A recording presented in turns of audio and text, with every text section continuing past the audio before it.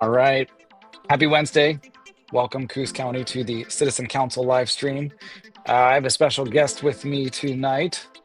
Hello, Rob. Rob Taylor from the Rob Taylor Report. Hello. What do you always say? What's going on, Coos County? Carry on, Coos County. It's your local Muppet. Your local Muppet is here. I kind of look like a The Muppet. local Muppet. I could be a We Muppet both were character. Muppets today. Yeah, I could be a Muppet character. I could do that show. I think I have that somewhere. Yeah, we should do Muppet characters. I saved that on my phone today. There we go. Oh, that is hilarious.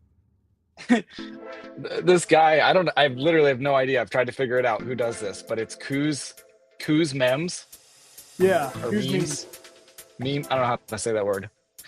On Facebook, he or she, I literally have no idea. I thought it was based on Tackle Rob at one point, but I don't think it is. I don't think it is. Anyways, they put these local memes, which are hilarious. I guess they're funny to me. Oh, that's hilarious. That's someone damn made me, funny. Someone made me an animal on a chain. I thought that was perfect too, and they put you on a chain. We got to take Curious off the chain. We're gonna unchain. We just posted this today, and I've already shaved, so I don't get it. But damn, too late. No, actually, that's a good Muppet. That's almost that could be me as a Muppet. I could see this. Oh, that's funny.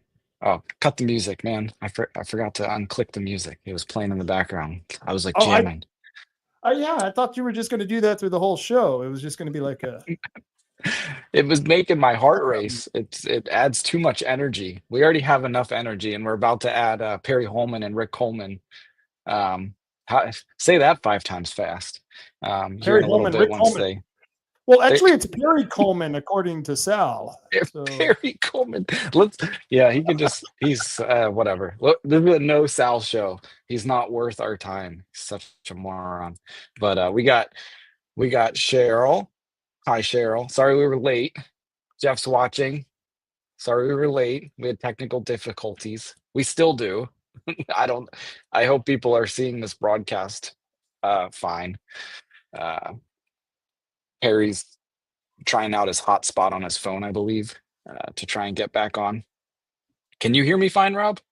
I can hear you great. Am I coming through all right? Okay. Yeah, I know on your show on Monday, I was super delayed. Apologies to everybody. We're getting Starlink delivered tomorrow. I tried to get it today, but I couldn't. So. And I was waiting for one of my friends to get Starlink because I don't want to waste the money until I find out someone else has wasted the money and see how good it is or bad it is, and then I'll jump in. But I don't like to.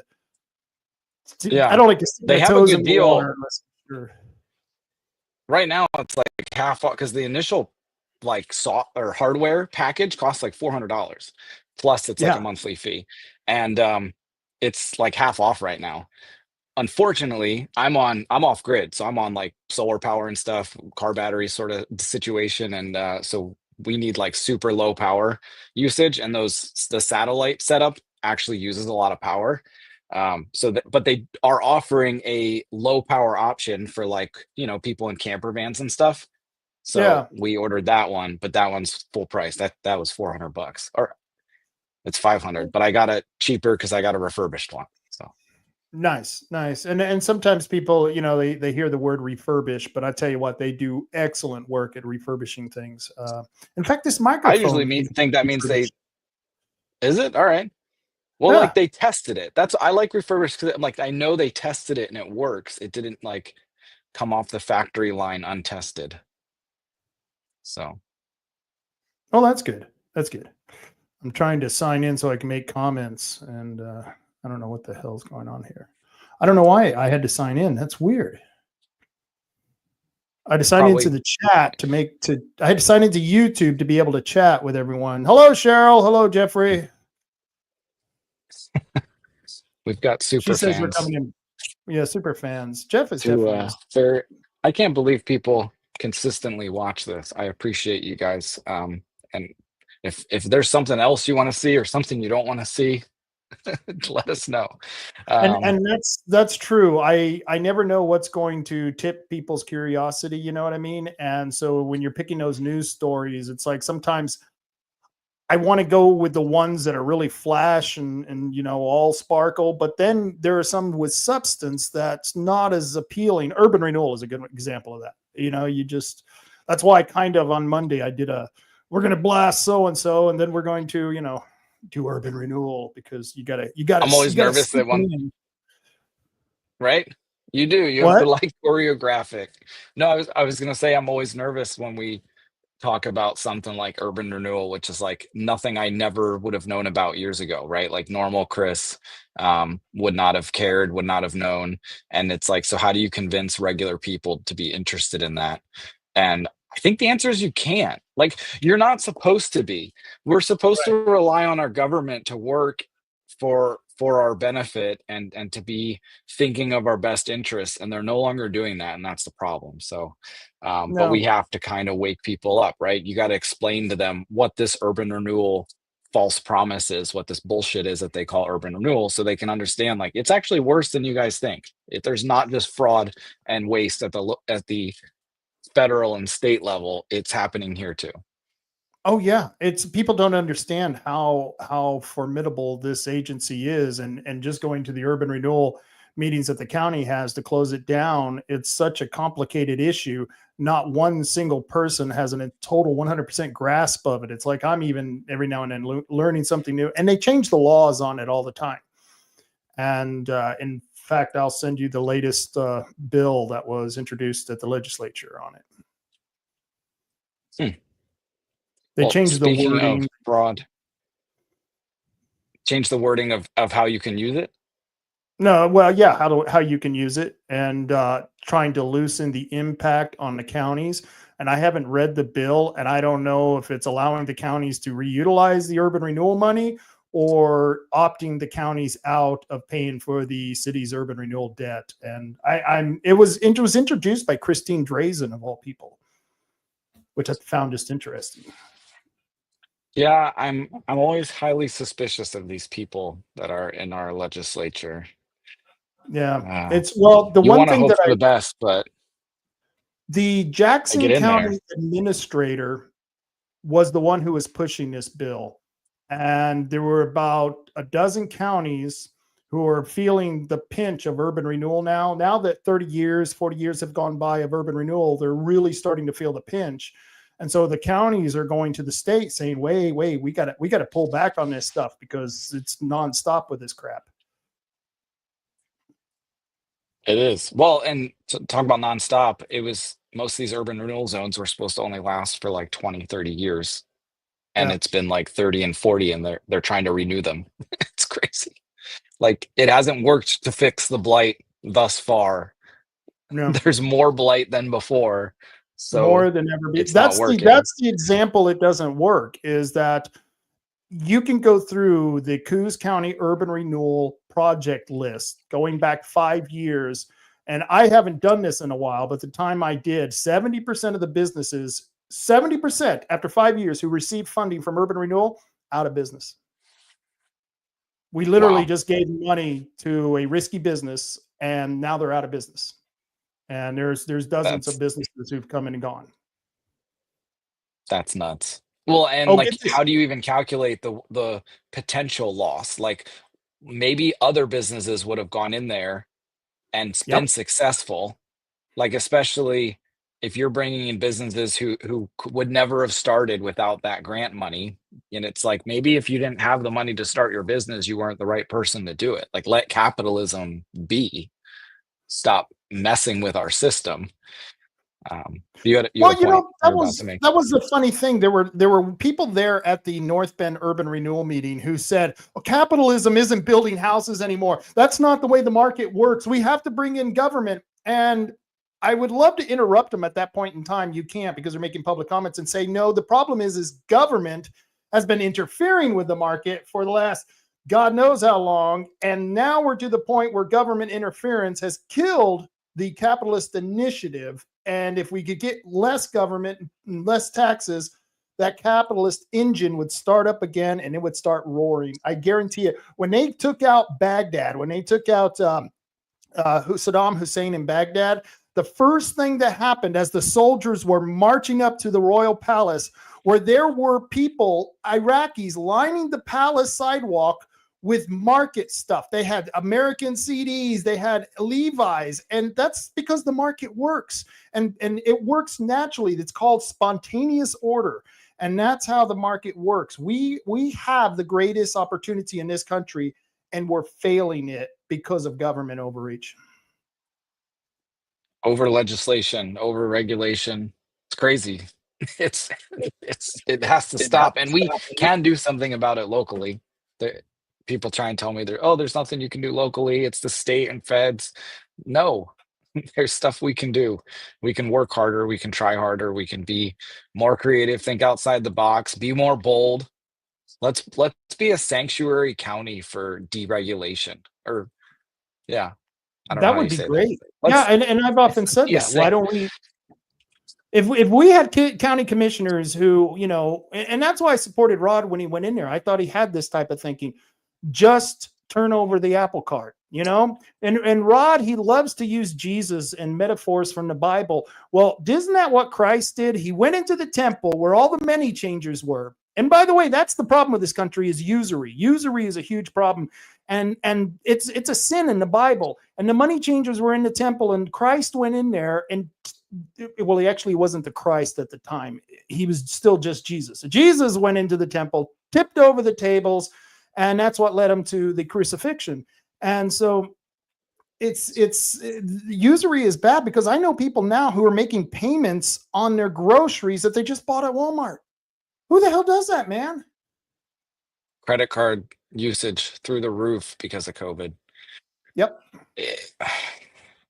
I still don't think we even know what impact COVID had on this planet in so many different realms: economics, psychological stuff, on our kids. I tutored someone who was like, I think they were in like 6th grade, 7th grade maybe during COVID, and it was like the lack of like that period of time, like what I learned in school during that period and what her classmates, like older and young, like learned. They didn't learn anything those 2 years. They didn't get the social skills that someone of that age should be developing. It was bad. It was totally bad, and it was wrong. It was sad. It was very sad. It was very wrong. And what makes me mad is I wrote an article about it in March of 2020, and this was after it was announced in February, saying that herd immunity is what's going to carry us out of this disease. And in the end, that's what it was. It was herd immunity. The vaccine, which isn't a vaccine, that didn't do shit.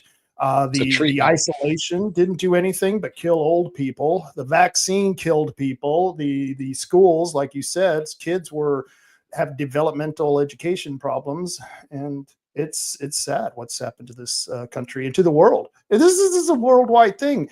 And 10 years, 20 years from now, people will be writing books on it. You'll see economists writing huge studies on the year 2020. Decades from now, I think people like you and I will be on the right side of history, for sure. I hope.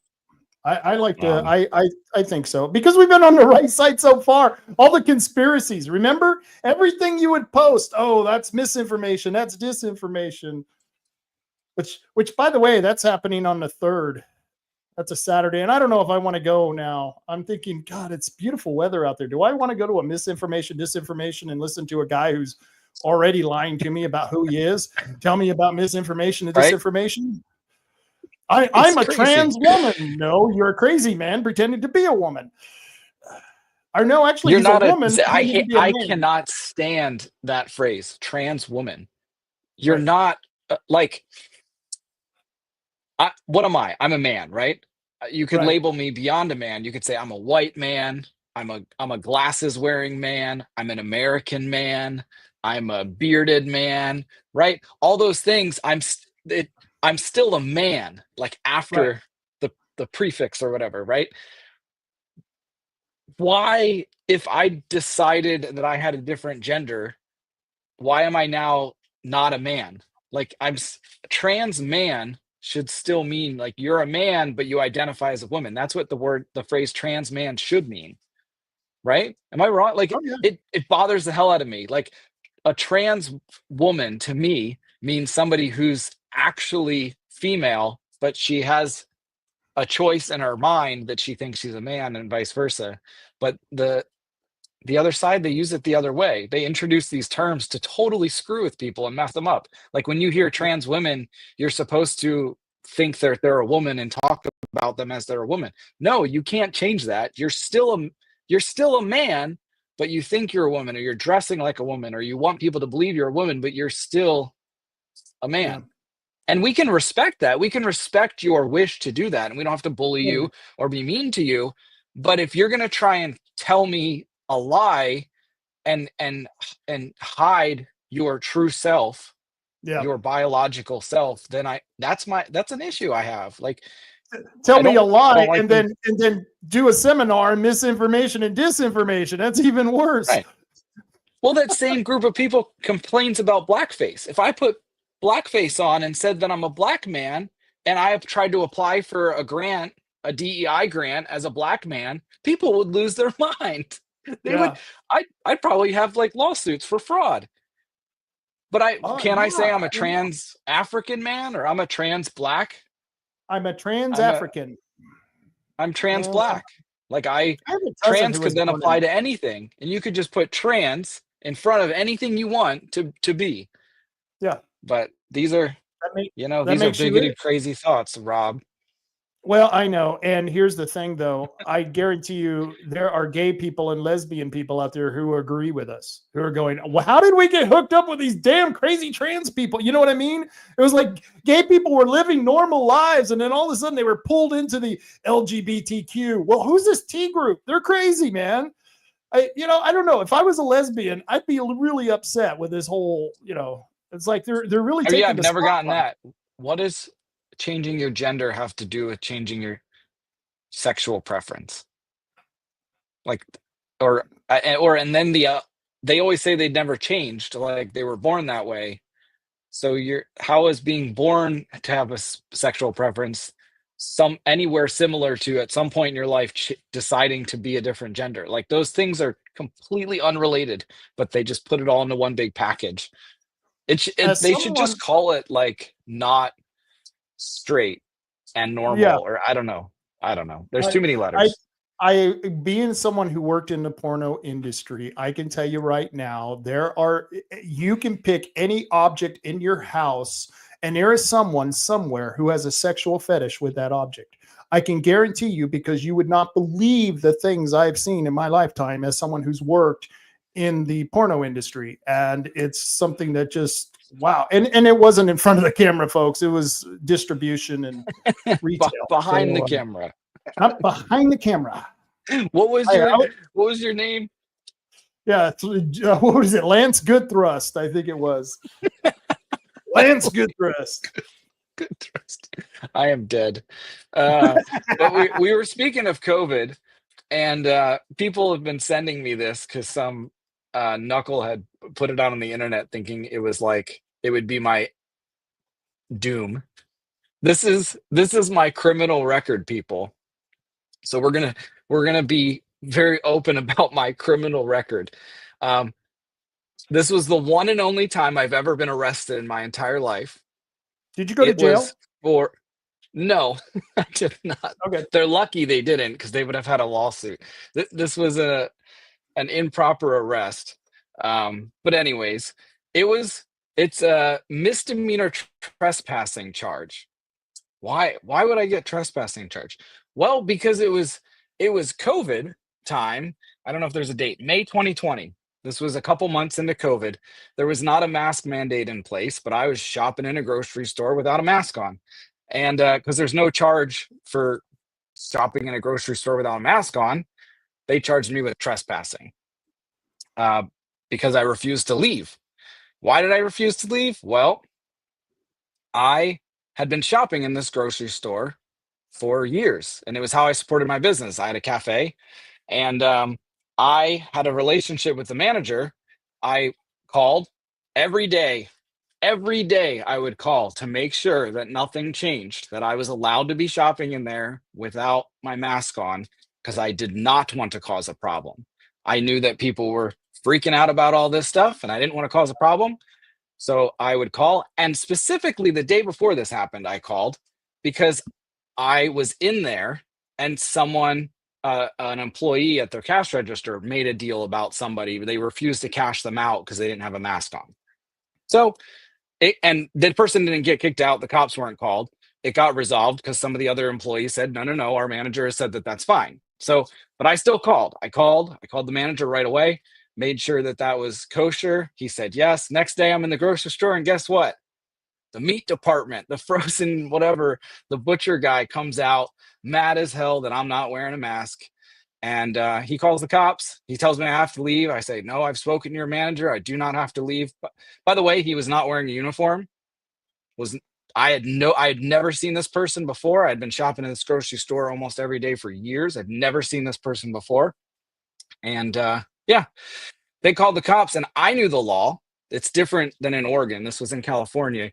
It's not trespassing if you are in a business that's open to the public and you are doing what that business is open for. So I'm shopping for groceries. I'm not handing out like pamphlets on Jesus or bothering anybody. I'm not committing a crime. I'm not nude. I'm just simply shopping for my groceries. So I'm in there, and I knew that. And the cop didn't, and the manager didn't. So they arrested me, charged me with trespassing.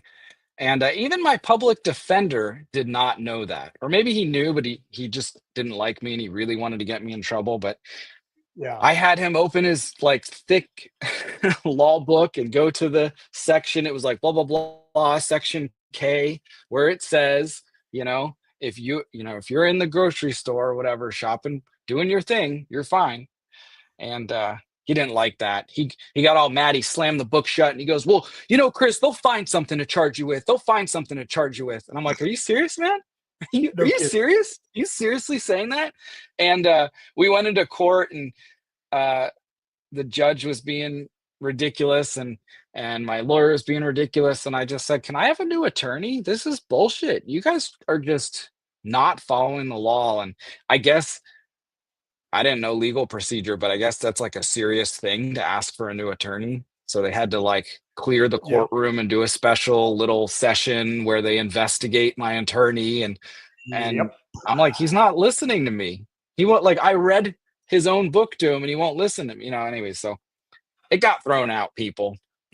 It got thrown out because it was a bullshit charge in a very bullshit time.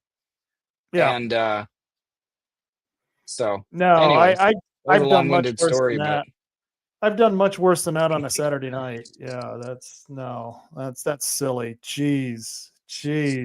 Totally I can ridiculous. imagine. And when you add in like the part of it where like I'm calling the store man, like people think I'm an asshole because I have views that are like contradictory to others, and I stand my ground. That doesn't mean I'm an asshole either. Like I know how to stand my ground the right way and the wrong way, and I still don't want to just like cause a big scene. So I was calling the store manager every day. Who does that? This guy does. Right. And I still get arrested. And then some ding dong wants to try and put this online to smear me that this is my criminal record. Come on, people. No,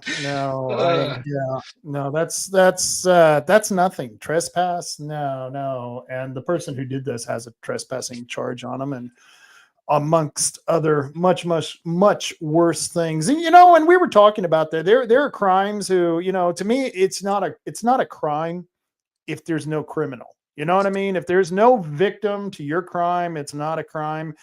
And I think this was nonsense, but there are so many people out there who've committed huge crimes, and this bleeding hearts will come out and, you just don't understand what a good person they are.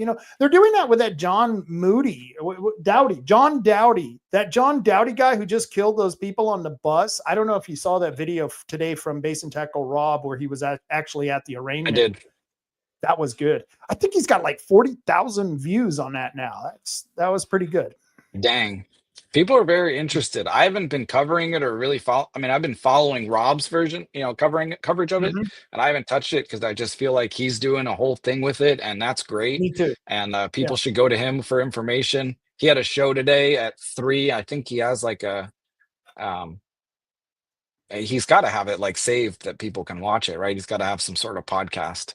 Um, Well, I'm sure if I'm people glad Google him, they can find it he had the North Bend Coos County or the North Bend candidates on there, for and he's school going to board. have them on, for school board, and he had them on. He's going to have them on next week to do a longer version, but he normally doesn't get into that kind of stuff. That's not his lane, and I'm glad he is getting into it. I'm glad he is pushing more towards that direction, and for him, because he's he does sports shows and all kinds of stuff, he kind of has to walk a little bit of a political line, you know what I mean, where you and I are probably a little bit more allowed to say things, get away Or with things, even freelance, though we're freelance. Lance good or thrust. we're free agents. Yeah, that's it. Free engine. Freelance good thrust. I'm so Don't do that when I'm drinking. Oh boy. Oh boy. Well, we Yeah. have another special guest. Good. I'm going to add to the show here. Richard Coleman. He's running for one of the SWAC board positions. I'm trying to find the button to add him to the stage. Oh, that's weird. I can't There we see him go. on my side. Hey, Rick, how's it going? Good. Hey, Rick. Nice to Sorry meet you. I'm late. No worries. No worries. We were just talking about nonsense, just our criminal records. No big deal. It wasn't like it was dinner or a buffet. That's the only place you don't want to be late for, right? Right. There you go. Yeah. You're one of those guys who works the big machines over at Johnson Rocks, don't you? You drive them trucks. What do you do over there? I'm the mechanic that keeps them rolling. Nice. All right. Nice. I live, And my you wife's went to school for business is- diesel mechanics. Yes. Sorry. We're our audio is all off because my internet connection's bullshit. But I cut Rob off, but I was saying that you went to school for diesel mechanics, and then I think you taught it at Lane College. You should go into that in a little bit. But Yes. All true. Did you teach mechanics True. at Lane College? Yeah, at Lane Community, I taught there in the diesel program for 2 years. Oh, you're badass. You got to know Very you cool. got to know which end of the wrench to use to be doing what you're doing, man. Yeah. Yeah, people, that's one of the hardest things I got. One of my sponsors is Tim from Tom and Gigs, and that's one of the hardest things he has is trying to keep good mechanics, and it's hard to find young people who want to go into that industry. Yes. And so a friend of mine is that's one of the things out here we're trying to get going at SWAC. I'm helping Terry Sheen. He's got his own truck repair shop here in town, and so far everything I've heard through him, it's a go to start a diesel program out here at SWAC. So maybe we can teach some of the younger guys and keep them in this area. I'd be And excited you to do guys- a lot more of that, a lot more of the trades. I mean, we need a lot of different. Sorry, Rob, our audio is off, man. That's okay. I should have waited. I knew I should have waited just an extra second on that. But I was just going to say what you were just going to say. The vocation, we need that type of vocation because these young people aren't getting educated in the schools. And the fact is that you teach them how to be a mechanic. They can go on to make a significant amount of money. I mean, this is something college educated people expect to do when they get out. And that's, plumbers, electricians, mechanics. They're the ones making the big bucks now because it's starting to become where there's not good people to have for those vocations. Exactly. When I was teaching there at Lane, and it's been, trying to think how many years ago that was. probably about 10 years ago when I was up there.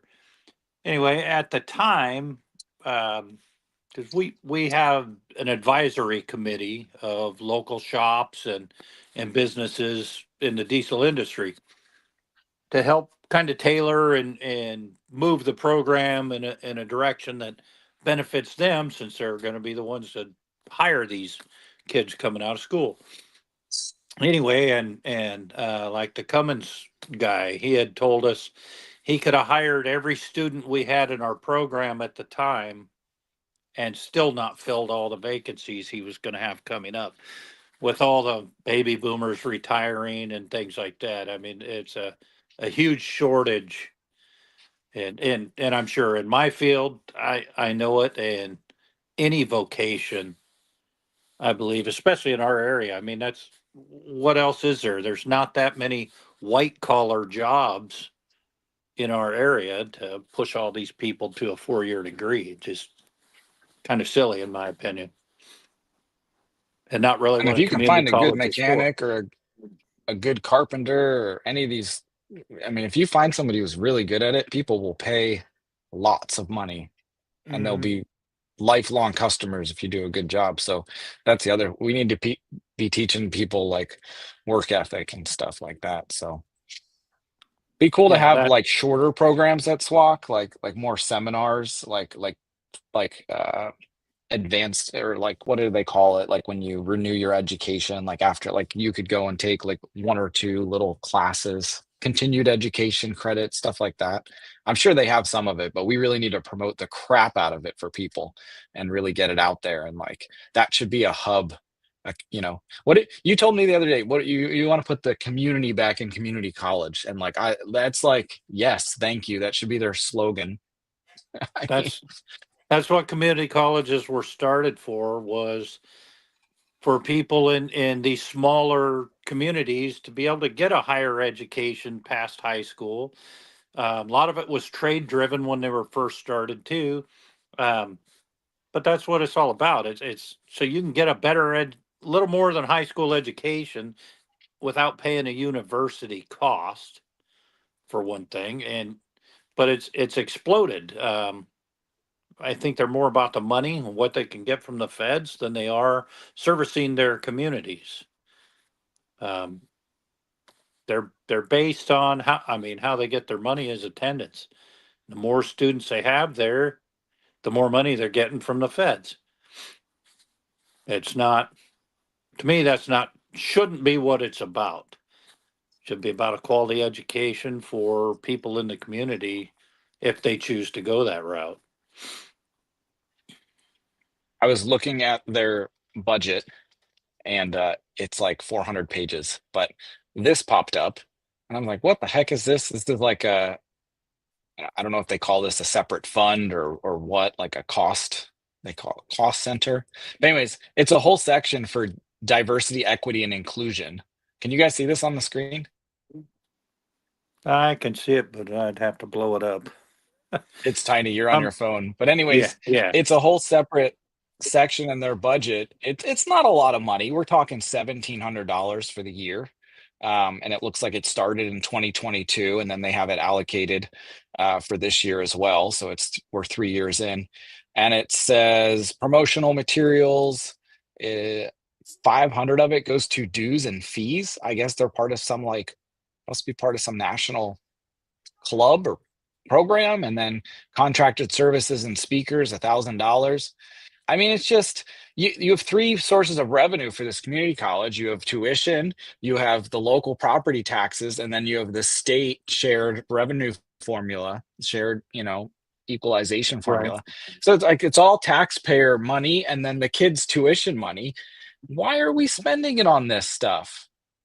Like, it's crazy, and it's a small amount of money, but why? What? It's this is like political nonsense. If somebody's interested in this politically, they can do it. They can do it all on their own. It looks like it's just promotion and events. It's a speaker. Why can't somebody who's interested in DEI promoting that on campus, why can't they pay for their own speaker and have a program on campus. I mean, it should be open to the public to use these event centers. And I just don't understand why this is part of our publicly funded college budget. I don't either. It's crazy. I'm trying to find I think if I go all the way to the top, there's a page that shows was that all it was Go ahead, Rob. $1,700? Was that all it was? $1,700? It was. Yep. Still, $1,700. It could go for something that's actually useful. It could go towards something useful. And again, it's not a lot of money. So whoever, if the Democrat Party of Coos County wants to put on something like that, or if the South Coast Equity Coalition wants to put on some event that has to do with DEI or hand out pamphlets. I'm not really totally sure what that is, what that $1,700 is. It looks like most of it's for an event, and then the rest is for promotional materials, probably for that event. It's just not necessary because it's not something that the whole public agrees with. It's not the purpose of the community college is to promote a DEI agenda. That's not what the community college is there for. You can be diverse and equal and inclusive without having events and pamphlets, because that's when it turns into propaganda. But here's the pie chart that kind of shows the breakdown of tuition and property tax and state support, just in case people are interested. It's all public. It's all online.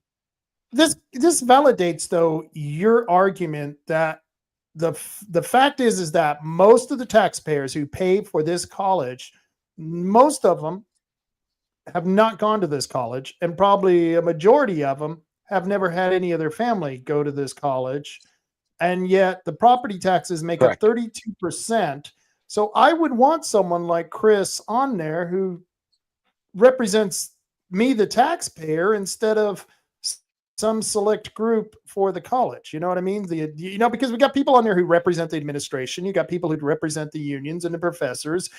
You got a few that claim they represent the students, but you guys would be like the few who'd be representing us, the taxpayer, on this. Well, you've got Rick, who's like the what do they call? Would they call you like a blue collar worker?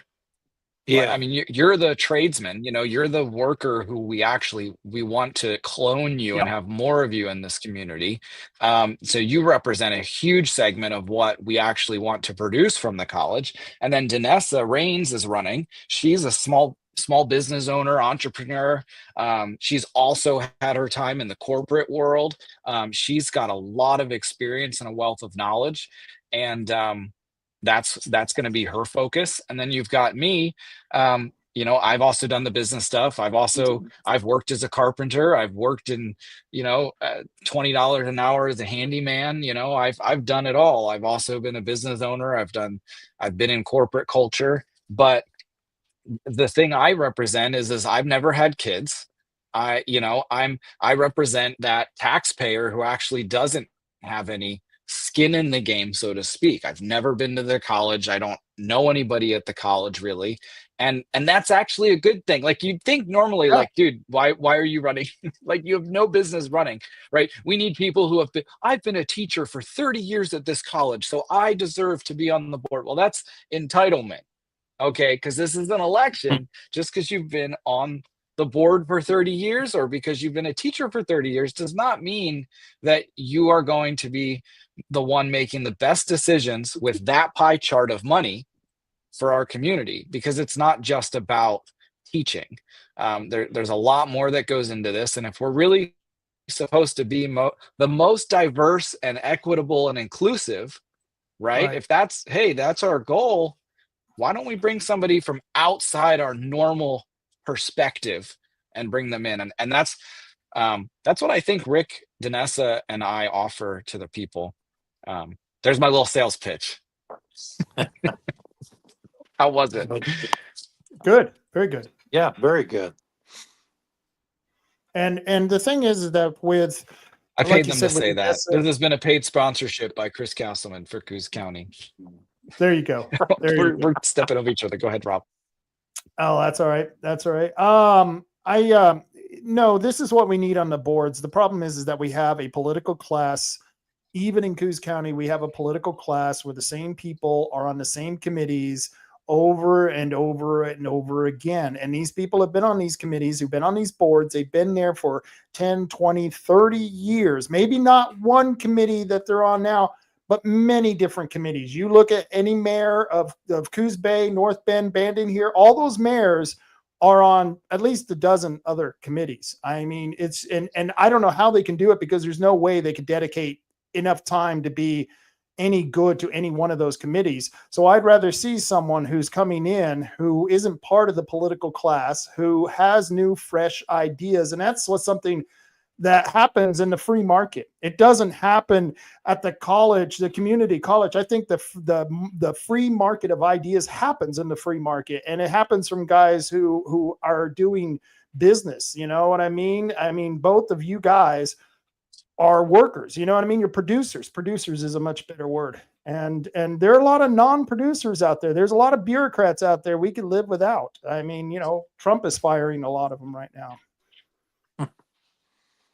Well, the three people we're running against, I've done minimal research. So guys, you know, do your own research and don't take my word for it. But, you know, from what I can see, these people, we've got one guy who's a director of a library in Curry County. So he works for publicly funded institution. He's in the system. You've got the other one is somebody who's been an administrator, working in these systems, consulting for people, doing DEI stuff. And then the person I'm running against, she's been on the board for 24 years. You know, she's been in there. She's had her chance and her opportunity to make her mark. And she's been, all these people, they're all in the system. They've been in the system. They'll continue to be in the system. And I really do besides entitlement, I don't know what they have to offer. You know, I think their perspective matters. I think their opinion matters. I like they're taxpayers. They do have the right to be there and offer their opinion. But why do we have so many of them? Why do these boards look so homogenous? They're all the same. They're all the they're all the same people. We need fresh perspectives and new blood in there. Otherwise, we're not going to truly be inclusive and diverse. We're just going to be more and more of the same. And I think people are sick of more and the same. They're ready for something fresh and new. And that's without getting into the other whole host of bothersome, troublesome news that's coming out of the current board. But anyways, I'm talking too much. No, that's okay, because you're Rick, a little I'm sure you've fuzzy, got too. something to say. Yeah. Fuzzy? No, I I've totally heard that agree. before. You know, I graduated high school at North Bend. Back when I was in high school, we had shop classes in high school. Even SWAC had they had an automotive class. They had welding classes.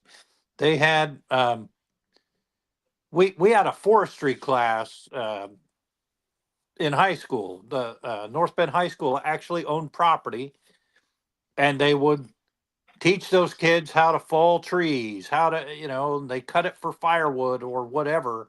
And they sold the firewood to help support the class. They taught them to climb trees, all this sort of thing. Taught them the art of cable tying, which I don't think there's a lot of people out there that can do that anymore. Anyway, we would go out to SWAC. They had a skills day, they called it, in the high schools. And I don't know where all they came from, but I know North Bend, Marshfield, I think probably Reedsport, Bandon, Coquille, all would send students that were in these shop classes to participate in welding competitions, automotive competition, bunch of things like that. The loggers were some of the funnest part to watch. I mean, those guys would climb the pole and ring the bell. They were timed. Going up and down the pole. They would do the log roll out there with their cork boots on. Just a bunch of things like that. And, you know, as time goes, the unfortunate thing, these classes are probably a little more expensive to support, but I don't think you just throw them But we got away to try because of something. that. Well, I agree. I don't think it's something Yeah. you throw away and you pack more kids into, hey, go be a white collar guy. You're going to be a boss. How many bosses can you have? Right. How many people work under the boss? There's more of us under the boss than there is the boss. So when you're running 10,000 kids through to be a boss and you're running 500 through to be workers, something isn't adding up. Something isn't adding up. Yeah. You know, and that seems to be the And problem some is of we these have too many, jobs you're too many losing bosses. to. Go ahead. Oh, some Go of these, ahead. yeah, we just have too many bosses, and that's why you got too many. That's why you got these privileged, pampered punks running around, calling themselves activists, who are screaming in the street, who are blocking up. You know, this is how they empower themselves. And I'll tell you, the most empowered person I know, and he's a friend of me and Chris's. You might know him, is like Tom. Matt Holman. Matt Holman climbs those trees. He goes up there. And, I mean, the guy is a self-starter. You know what I mean? And you watch guys like that work, and then you see these punks in the street who act like they've saved the world because they painted a BLM sticker on some Tesla or something. And it's just sad when the people who are creating and making real accomplishments, that's who I hung out in high school. I wasn't hanging out with the jocks. I was hanging out with the gearheads because, I wanted to have somebody who could fix my damn car and teach me how to fix my damn car. You know what I mean? And so it just kills me that's the problem. We're teaching everyone to be an administrator. We want everyone to be administrator, to be paper pushers. And I guess what? We're going to hire people from other countries to do the work for us. I don't know. Well, and those are all the sorts of jobs that we're going to start losing to AI very quick. I mean, like a lot of those things are things that computers can do. We already have software, but then you add AI on top of it, and a lot of those administrative things are going to be hard to get a job for, versus like you can't use AI to build a house or to fix a car. Those are not things you can use AI for. I've been a columnist, and I've written hundreds of articles in many different publications. And now you just have to put in the criteria, the basic facts into an AI, and they'll print you out an article that's just as good as anything that I can write and more grammatically correct than anything I can spit out. And so we're being replaced. Yep. We're being replaced real quick. And so get ready for those Muppets, because the AI Muppets are coming, Chris. There'll be the AI Muppet Chris, the AI Muppet Rob, and the AI Muppet Rick. And that'll be replacing us. They'll be on here talking about urban renewal. They're already here. Just watch CNN. It would be interesting. Could they create? There you go. Can they create an extremist AI? Like mentality. Can you tell AI to, like, okay, stop being so normal? Can you go more left? Can you be more liberal? Could you change the start? I wonder if you can do that. Yes, you can. And I've done it in the. I do know that you can take this whole video. Okay.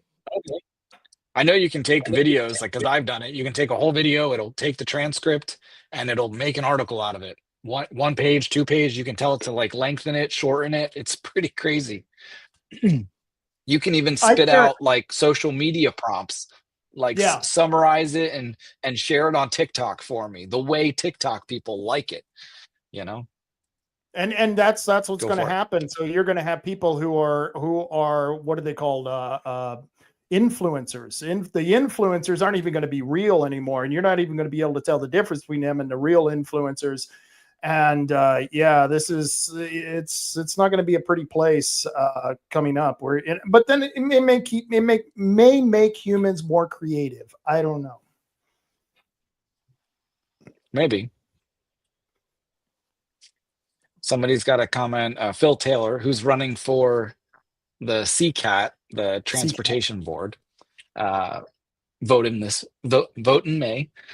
He says these positions have an expiration date where people on these boards lose perspective. Yeah, and they should have. We should have term limits on all this stuff. Come on, people, like All of them. 8 years, 2 terms. If you can't do it in 8 years, then you're probably the wrong person for the job. Like imagine if I was running right now and I was honest and I'm like, guys, I've got all these ideas, but they're going to take at least 16 to 20 years. So you're going to have to be in it for the long haul. Like it's great. But I'm running against someone who's been there for 24 years. Like, ma'am, it's time for you to go. But you know what? She might win. It's up to the community. It's not up to me. It's up to the community. We'll see what happens. And it's a big community. Wow, that's a our quarter of election a stretches century. all the way to.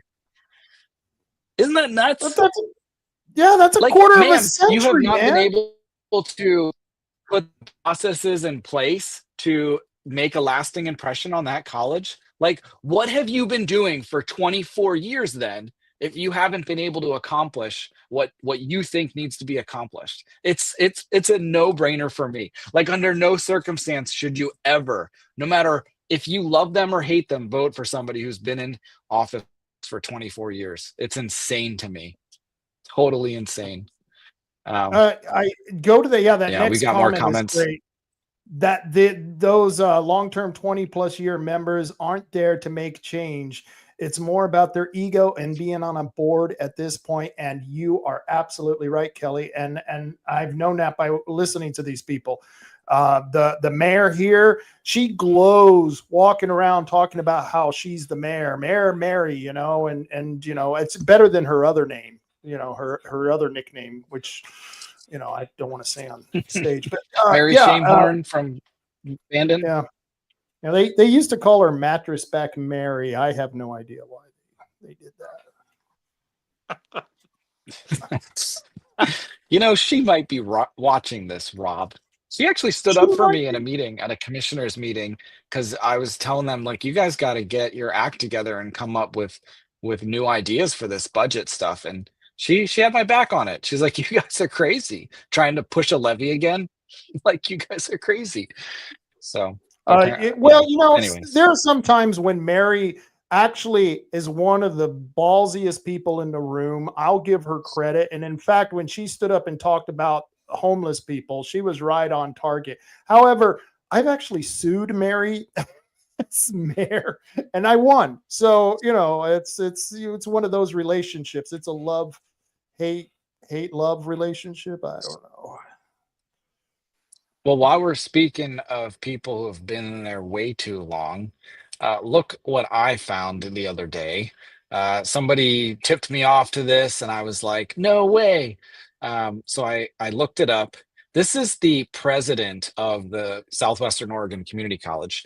And I mean, this is her name. This is as much information as I've gotten so far. I tried to do a public records request from the state to find out more information on this. But this tells me that you've got the president of the community college collecting, let's just even take that top one. It says she retired in 2020 and is collecting $116,000 a year from her retirement benefit. Yet when you look at the budget that we just had up, if you go to her salary, it says she's making $189,000 this year. So she's making $189,000 this year plus $116,000. But she retired in 2020. I mean, it doesn't add up. And then I don't even know what that second one is. Is she also collecting that? So I've got some serious questions for the college. What the request I made from Oregon was, because when you file for these benefits, you have to, your employer has to send a letter acknowledging your retirement. Right. Because you have to prove that you actually retired. So the board, because that's her boss, the board that Rick and I are running for would have had to have sent a letter or something explaining that she has retired so that she could start receiving these benefits. And I searched and searched and searched on the internet, and there is no notice of retirement from 2020 from forever. They've never mentioned Patricia Scott's retirement. Yet here it shows that she's collecting retirement benefits. I'm hoping there's some, like, I mean, even if there is an answer, meaning like she worked for some other position and that's what this retirement is from, but you're still double dipping. This is all taxpayer money. You're taking all that taxpayer money plus $189,000 this budget cycle, and everyone after, because she doesn't sound like she's planning on retiring. That's a lot of money for someone who's claiming to be committed to our community. And to just be there, to help people out. That's a lot of money. Who does she think she is? I wish I could retire on $116,000 a year. That's a pretty good amount of change, don't you think, Rick? I think you could use 100. Yeah, That's a pretty nice benefit there. that is. And it used to be that when you retired, you couldn't work. You couldn't work for a PERS employer for sure. And you could only work a certain number of hours. Otherwise, you obviously weren't retired. Then they changed it at some point to where you could work for a PERS employer like the community college, but again, for a very limited amount of hours, because you're supposed to be retired. That's the whole purpose of it. Now, these entitled freaks, as I'll be nice to call them, they should be in jail for fraud. But in 2019, I believe, they changed the laws so you can work full time and collect your full benefits. So they allowed this. This is legal in Oregon. This is legal as far as I've researched. There's no legal fraud happening, or I guess this would be legal fraud in my opinion. There's no illegal allegations about this. Apparently this is kosher, but what do you guys think? No, it's not kosher, Chris. This is not kosher at all. And I was telling you before that it is perfectly legal. They did it here at Bandon for the superintendent one year. She retired as superintendent. They rehired as the interim superintendent. So she collected PERS. She got a salary. And yeah, I think there's just something morally wrong with that.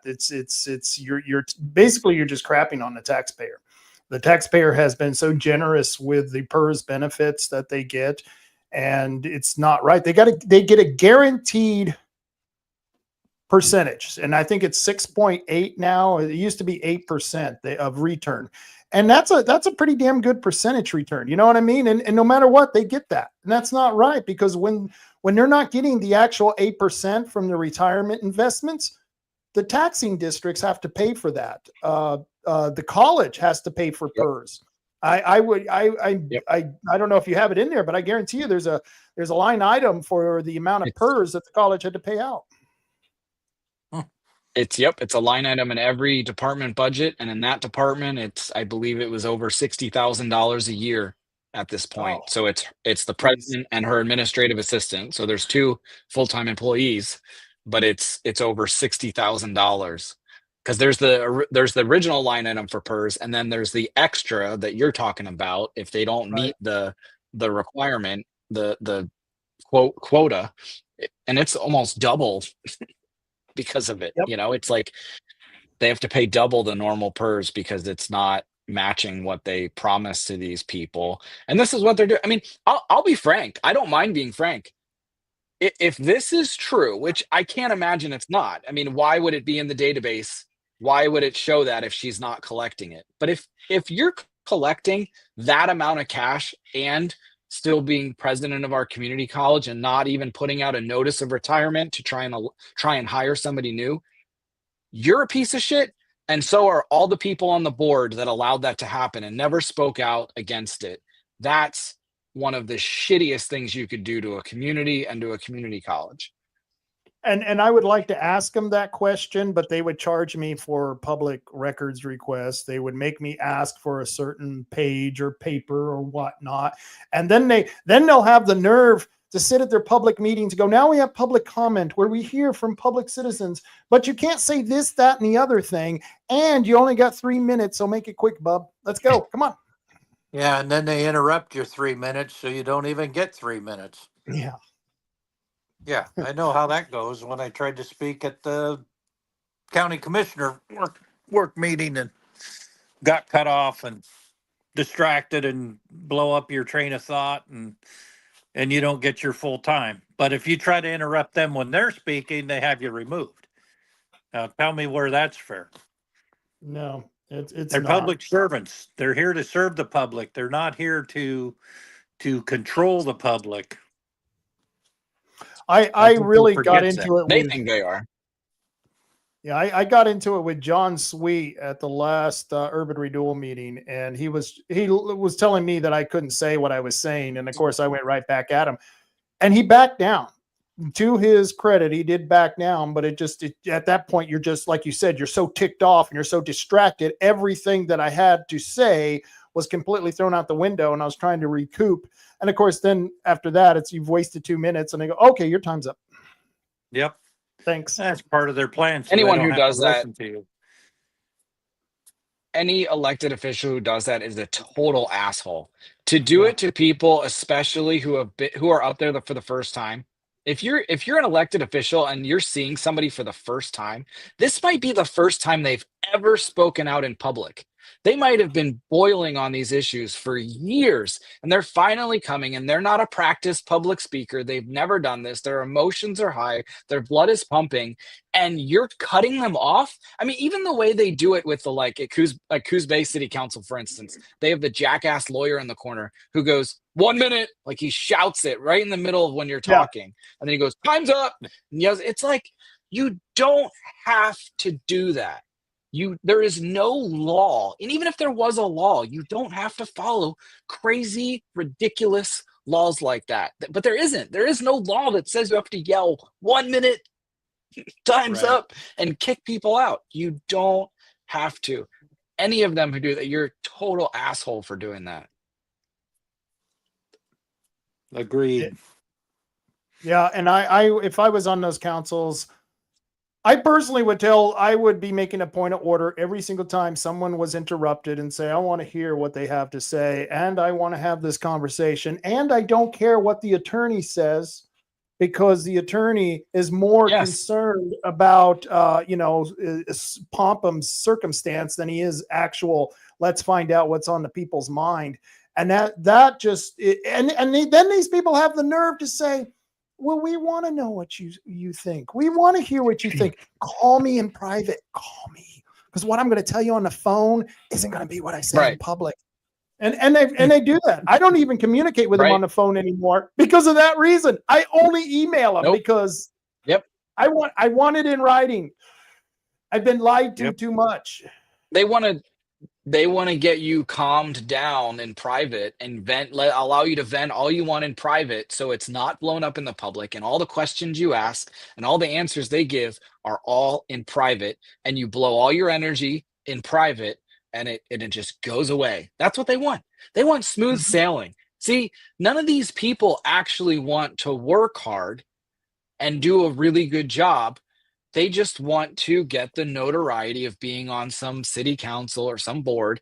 And, there are occasionally people who try and go in there, but man, is it rare when you have somebody who not only goes in there with the best of intentions, but sticks to it. And like you said, how hard is it during the meeting to go, hey, point of order. I know I'm only one person on this council, but I really would like to hear what this person has to say. And I object to cutting these people off when they've taken the time to come here, especially like some of these meetings, there's only like 2 things on the agenda.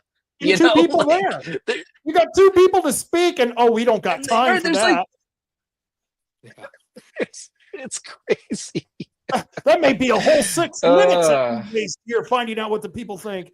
No, and I hope that's I guess or tell somebody like, hey,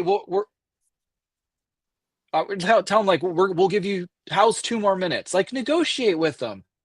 Like, do people not have that ability to do that, to have the right tact with people in that setting? I mean, who are we electing? But I do have to give Rod they Taylor paint me as crazy. Credit. Oh yeah, well that's the easy thing to do, because then they say, oh look, he lost control at the meeting and he cursed. He said some curse words and he was loud and he was shouting at us. So he's just out of control. And no, he was in perfect control. Out of control would be throwing the podium up against the wall. That would be out of control.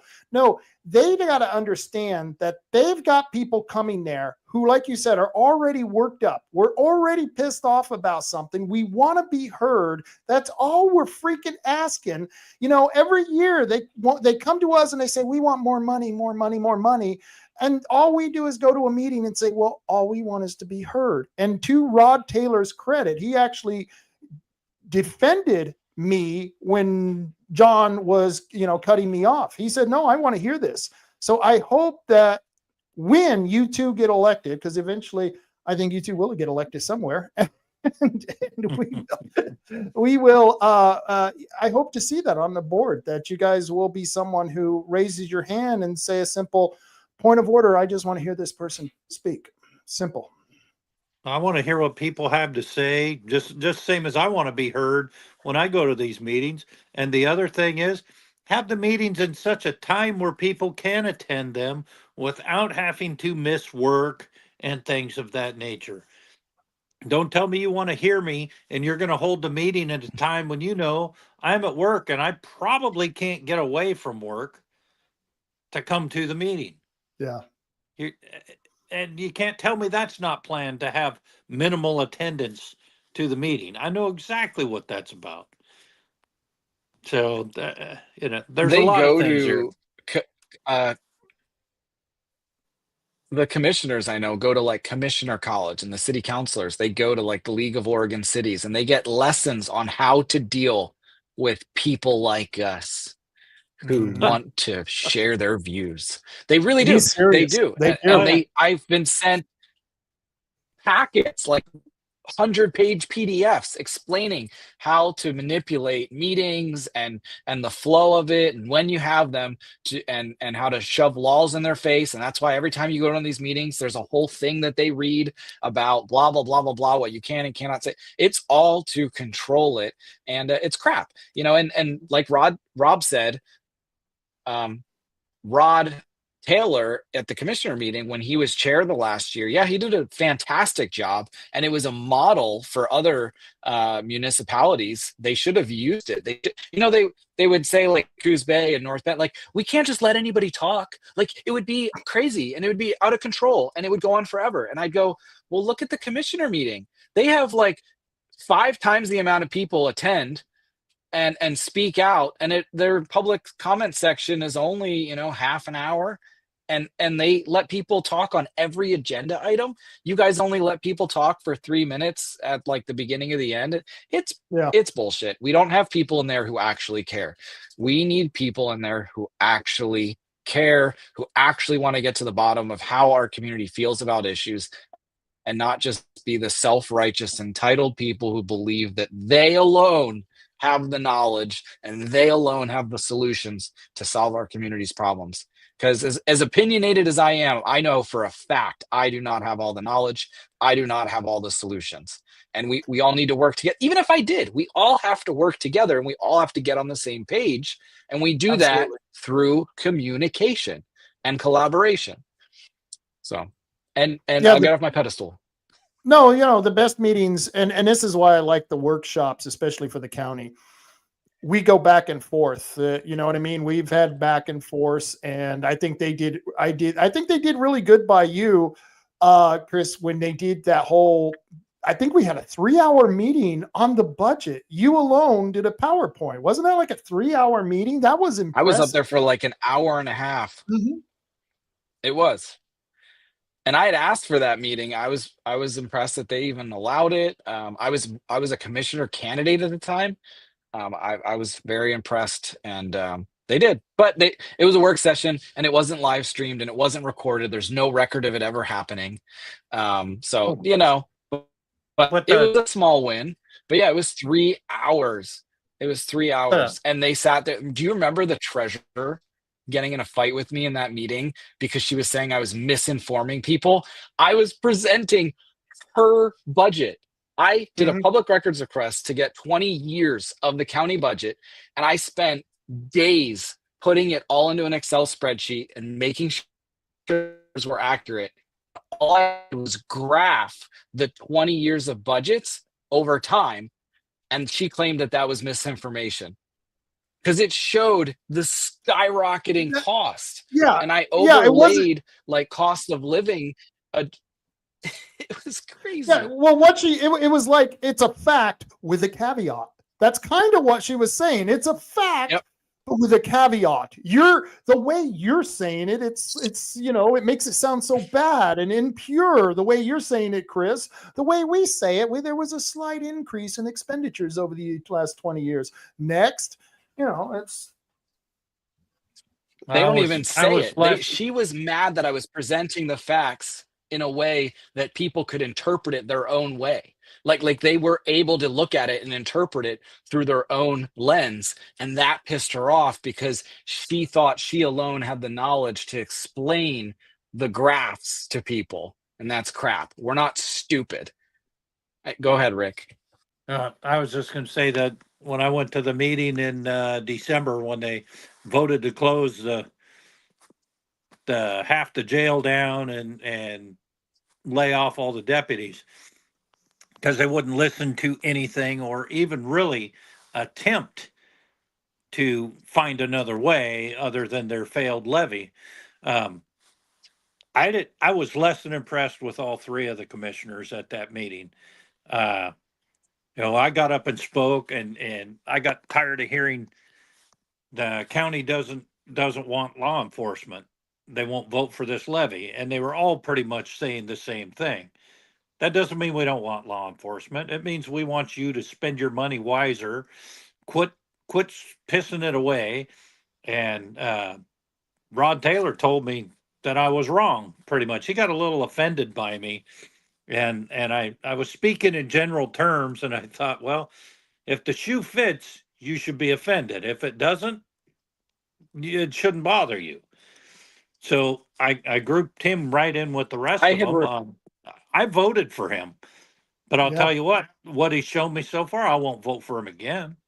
That's going to be a problem for him. Rick, you and I are in the same boat. I mean, it's like after a while, you keep marking up negatives. After a while, I got to look at the scoreboard and, you got 2 positives and 6 negatives. Where am I supposed to go with the vote? And here's where they got us, Rick, is that more than likely when he runs, the dirtbag that runs, unless it's Chris, the dirtbag that's going to run against him from the left is going to be so bad that you're going to want to vote for Rod because it's better than the choice that the left is going to give us. I can guarantee it. So down the road, and I kind of got that with the school board right now. I've got 3 wacko leftists who are running for the board. I mean, these are DEI, critical race theory leftists, and 3 Republicans who just voted for a tax increase, didn't bother to tell anybody until we found out and got mad at us when we did. And it's like, guys, it's not our fault for the decisions you make. It's your fault for the decisions you make. And now I've got to vote for these guys. I got to support them because I got a bunch of crazies running against them. So, Chris, you want to, Rick, I'm sorry. I mean, it's like, I did, Chris put together quite a deal for that budget meeting to give them an alternative, at least an option to explore that they just flat refused. And was speaking with Chris. I did an interview. He conducted interviews of us citizens in the county that he wanted to play at the, and kind of had to go ahead to do it till right before the meeting, essentially. And Rob kind of backed out. I put together like a I put together like 100-person focus group or task force. And then of that task force, I identified like 10 people to do a focus group to try and figure out like what's the general consensus from the community. Where do they want to go? What kind of ideas do they want to explore? Is a levy even possible? Do they want you to close the jail? What do and just to present some perspective to the commissioners. And I whittled it down to 3 short little videos, and they wouldn't let me play them at that meeting in December. They wouldn't let me play these videos. Rod made the call at the last moment. He promised me that they would allow me to play them. And I was supposed to have like a lengthy amount of time because it's an important issue. You're closing the jail, you're gutting the sheriff's office budget. Let's spend as much time on this as we can. And instead, at the end of it, I got negotiated down to 15 minutes to do a very quick PowerPoint. And I tried my darndest, but I actually have the video if you don't mind me playing it, Rick. It doesn't bother me. I can try and bring it up on this screen. Would pass, which I don't understand. If they really thought it was going to pass this levy, they don't listen to their constituents. Because I'm sure they've heard around, we're not voting for this. I didn't vote for this, but I do support law enforcement. And if you don't believe that, why would I be on a citizens patrol group if I didn't support law enforcement?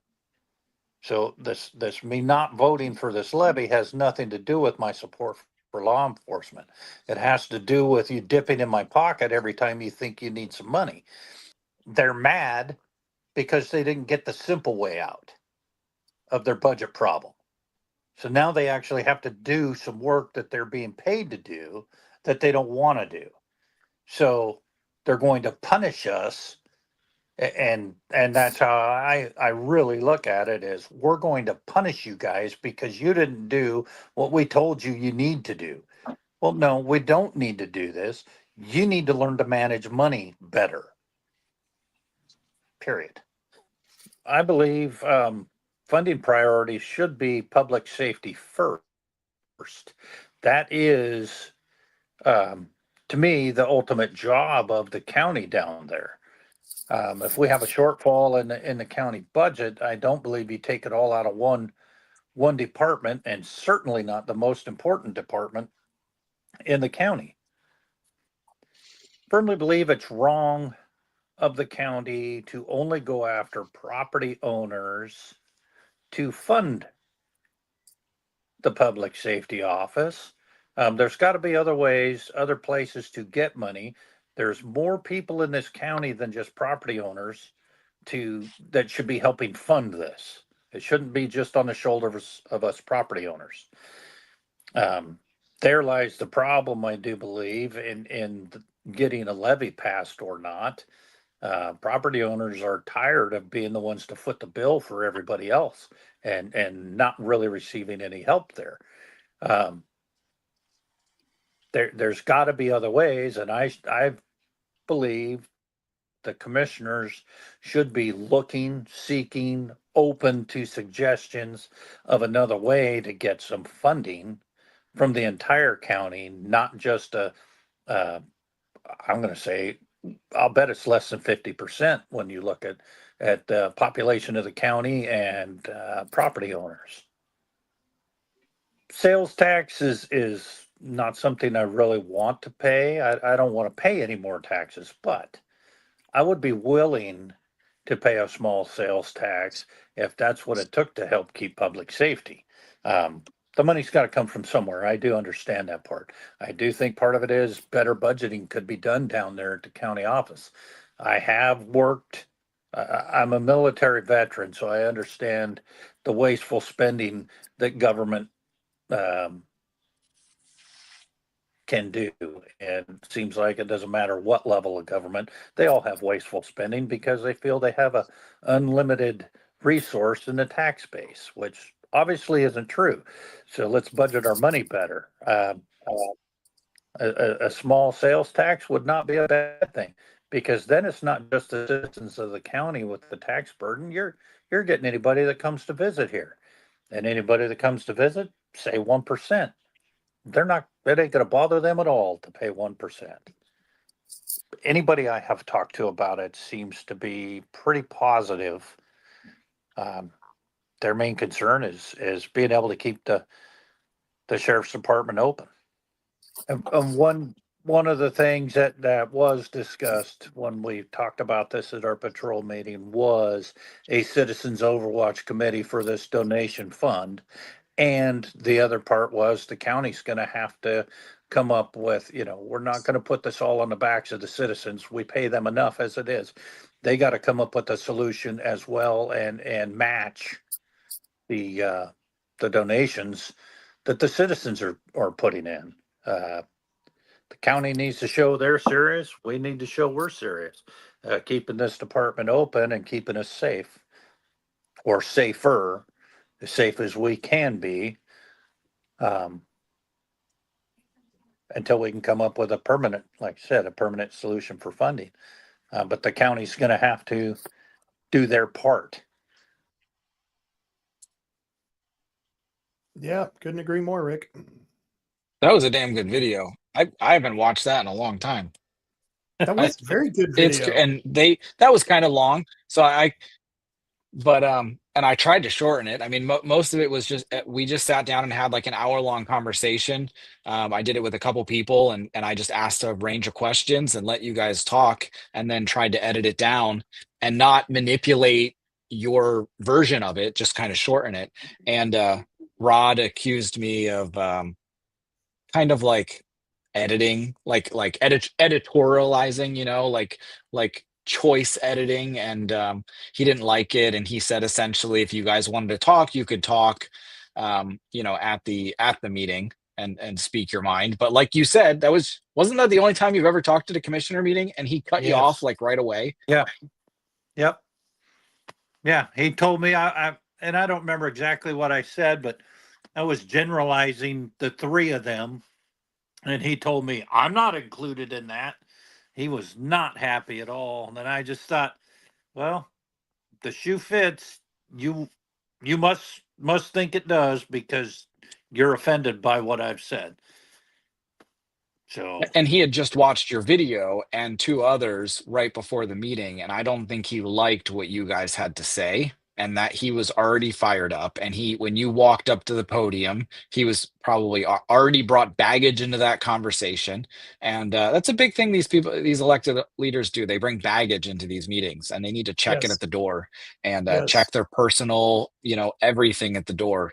Like, him and other people, they take stuff so personal and get so offended, and it's nuts. But dude, I got to give you props, Rick. Like, you are a model for people who should be running for elected office. And I'm not just saying this because we're running together, but it's like you've done a citizen patrol thing. I mean, who does that? Who is part of an organization that is trying to fill a void that is left from an underfunded and understaffed sheriff's department? You're filling that void, you and your wife and the other people in your community, and you've been doing that. You don't get any credit for that.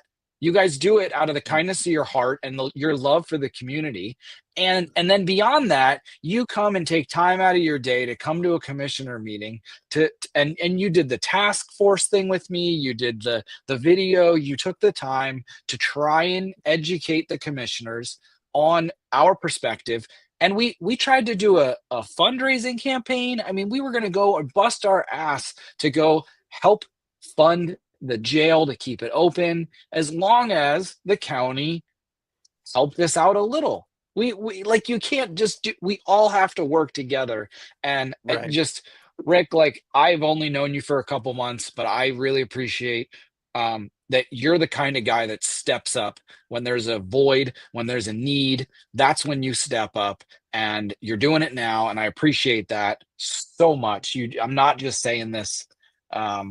I really appreciate you and the other people who have stepped up in this community. I think we're starting to see a trend, which is really cool. I think so. I think, I've come to the realization the only way you're going to make change is get involved. The people that sit on the sidelines and complain, and I'll raise my hand and say I've done my fair share of that myself, but it's time to get involved. That's the only way we're going to see change. These elected officials forget how they got there, what they were elected to do, and we just need to get the right people, right-minded people in office to do what we ask them to do. Jeff P has a good comment there, Chris. Give the constituency the finger as well. Yeah. I'm assuming he means that's what these elected leaders do, for sure. Yeah. Or is he referring to John Sweet? I don't know.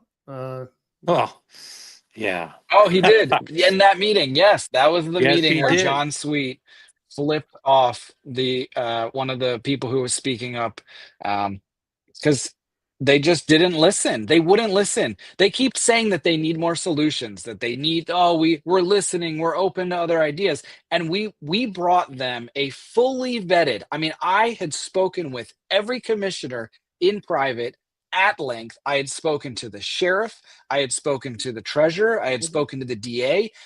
Everyone with skin in the game. I had done an entire task force of people that were ready to go out on the streets and push this initiative forward. We were asking for, essentially it was $2 million. We needed $2 million to keep the jail open every year. We were going to get $1 million through rearranging some budget things, and we were going to that was going to be matched with a $1 million in donations from businesses and individuals.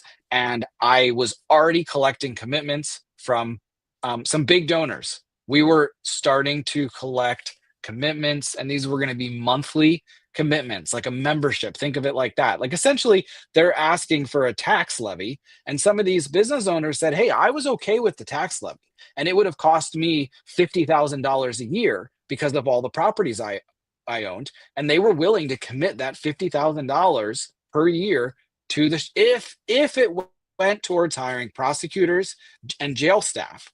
Yeah. And I had those commitments, and John Sweet and Rod Taylor and Bob Main said no.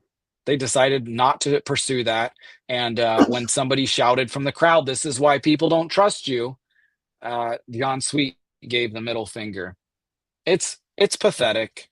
I'd even spoken with the Drew Farmer, who wasn't commissioner yet, but I tried to get him involved. And I also tried to get it until Drew would take over, because why would we make a decision in December when weeks later someone new would be taking the reins? That didn't feel right to me. But anyway, sorry, go for it, Rick. I was going to say, John didn't impress me at all. He sits there and votes to close the jail. And then the next item is North Bend standing up asking for urban renewal money.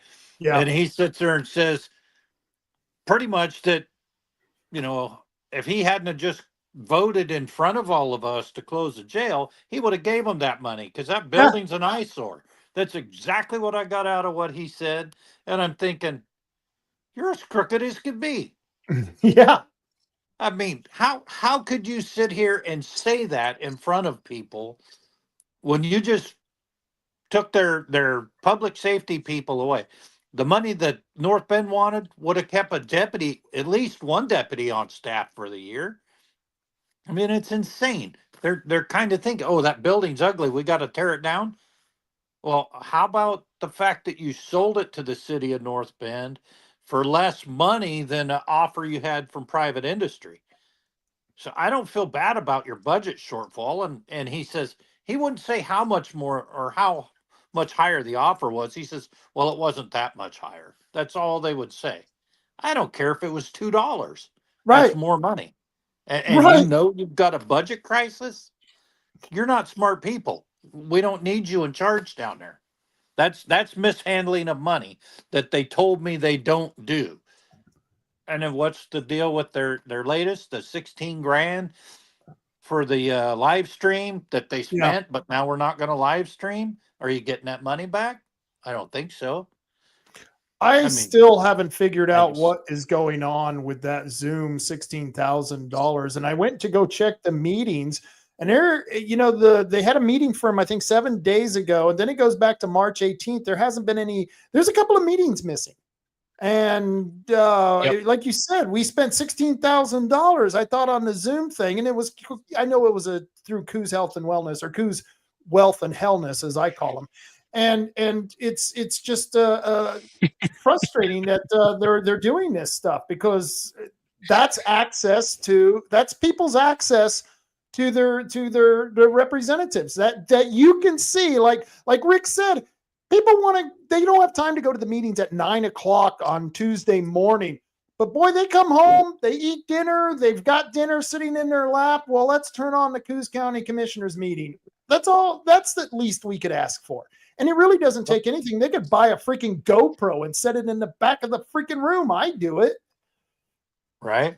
Yep. Doesn't make sense. That's the It's other thing to crazy. me. If that's, they say, you know, they can only use this money for this money funds this, and I understand about the different funds.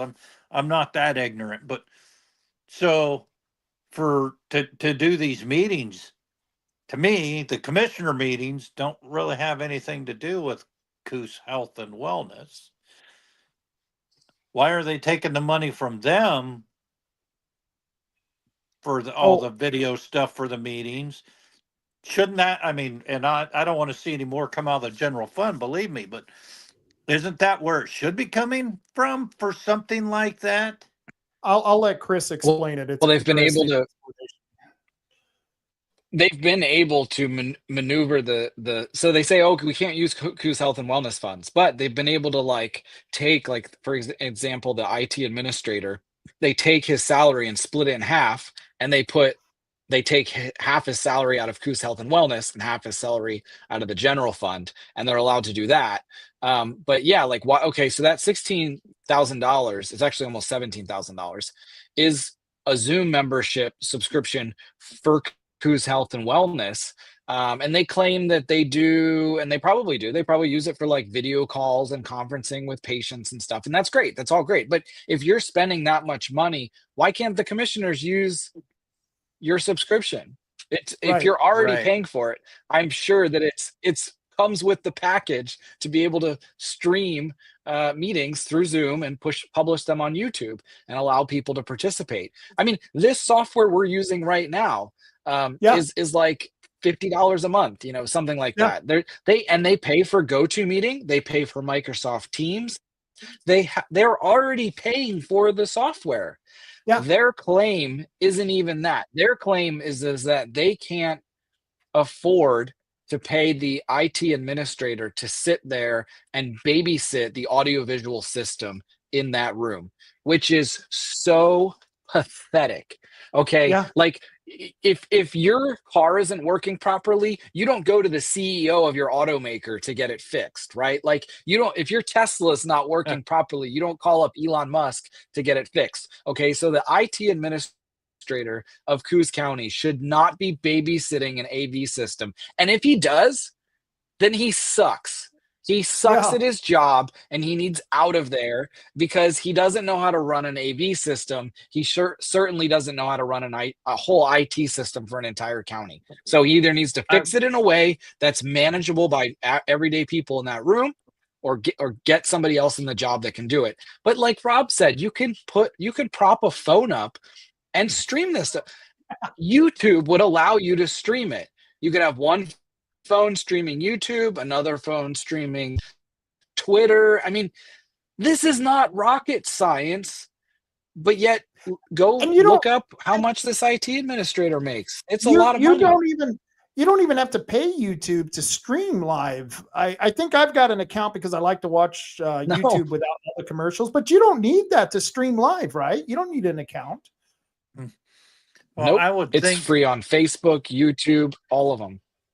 I would think the IT administrator, and just from job title alone, leads me to believe that's a salaried position, not an hourly position. So how could they not afford to have him sitting there monitoring this anyway? He's getting paid whether he's there or not if he's on salary.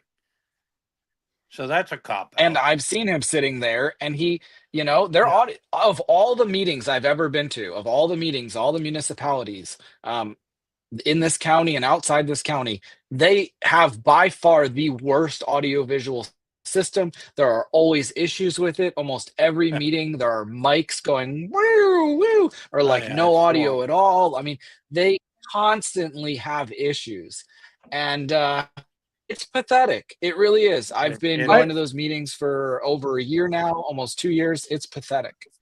I like making the comments over the live stream at the commissioners meeting because it sounds like God reverberating, the voice of God reverberating. It's so loud, and I don't know why it is. There's just a disproportionate between the actual being there and the recording or the video, the streaming that's coming through. It's just so loud. My voice is already booming. and then they put it on that, and it's like I'm sure it must be annoying. It must be grating on their ears to have to listen to that crap. That's funny. Yeah, no, they don't care. The ultimate thing is none of these people care enough to want this to work. That's really where we're at. I mean, the whole year I was running for commissioner, and after, and during the whole thing that you were talking about in December, where we tried to do this initiative, this fundraising initiative, all through the time we kept hearing that there is no other money. There's no way to do this. You're lying. There's no extra funds we can pull money from. And you know what they've done? I think they've done it 3 times now. They've pulled money from other funds. There was the Forest Reserve Fund that I believe had $1 to $2 million in it. Then there's the Forestry Fund that has over $10 million in it. And then there's the Roads Department, or like Roads and Solid Waste. They had a $3+ million surplus. And you find out they also say the general fund, oh, we can only fund the jail through the general fund. But then you find out there are these other non-discretionary funds, or I don't know the term for it, but there's like forestry and roads, and I think parks. There's these other funds that are separate funds, but any excess revenue goes into the general fund. So they're all related. Yeah, and it's crap. And they've proven that it's crap. They've proven that they're liars, because every step of the way they've pulled out of those funds to patch the budget here and there to keep this going longer and longer. And that's actually worse. That's not anything we've ever asked for. We weren't ever asking just patch it a little longer to push this problem down the road. We were like, no, use that money if it's part of an actual plan for an actual solution. Right? What they're doing right now, they're using that money and there is no actual plan. There is no actual solution. So they would have been better off shutting all of it down earlier, years ago, and saving that money, keeping it in a savings plan, a fund, waiting for the day when someone comes along and actually presents a real solution. At this point, we're just shitting money. It's crazy. Well, and we'll go back to the urban renewal. Just the fact that only a few of us was harping on that during the whole debate over the tax levy. And then up until recently, last 2 months, all of a sudden, we had to nearly bankrupt the county to get them to actually admit, wow, this may be a drain on our fund, that $50,000 from our own urban renewal area that takes money from it. And then, like we put up that chart, almost $5 million a year going to non-essential stuff. That to me is offensive as a taxpayer. All of us go to work. We get up, we go to work, we do our jobs, and then we have to pay just to live. We have to pay the tax man. And then you find out, what do you mean you're giving my money to wealthy developers? What do you mean by that? What do you mean you're hiring extra bureaucrats to manage the fund that should have been going to the other taxing districts, and you never would have hired or needed to hire those administrators? You know what I mean? And so you look at these auxiliary costs to the actual money that we're spending on urban renewal, and like you said, it's multiplied over and over again. They need to close this shit down, and anyone who's supporting the tax needs to learn what's really going on, because there's no reason to give government money at this point.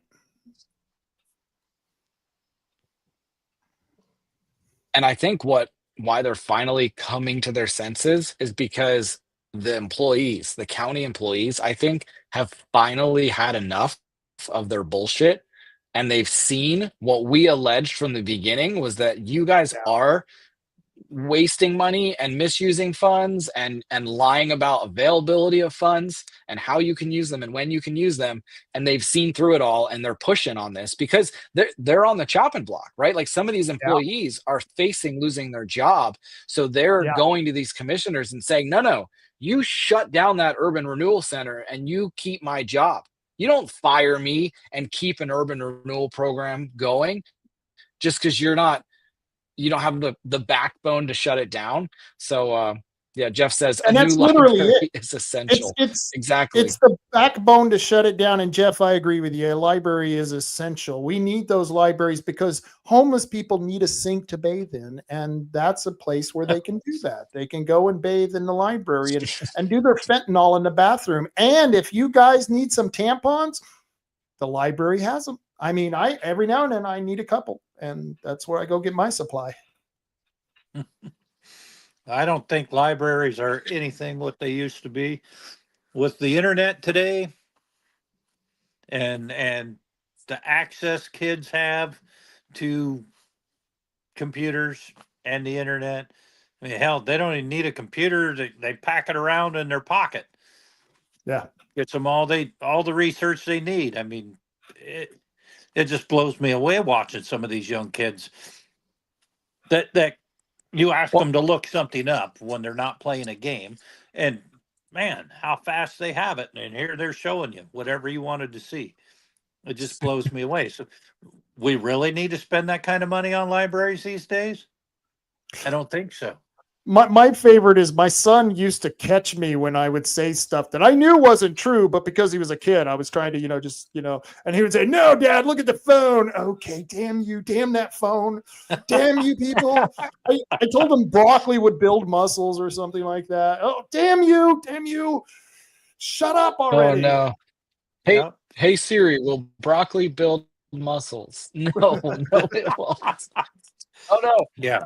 My Siri's going off on my phone because I said that. Uh-oh. That's funny.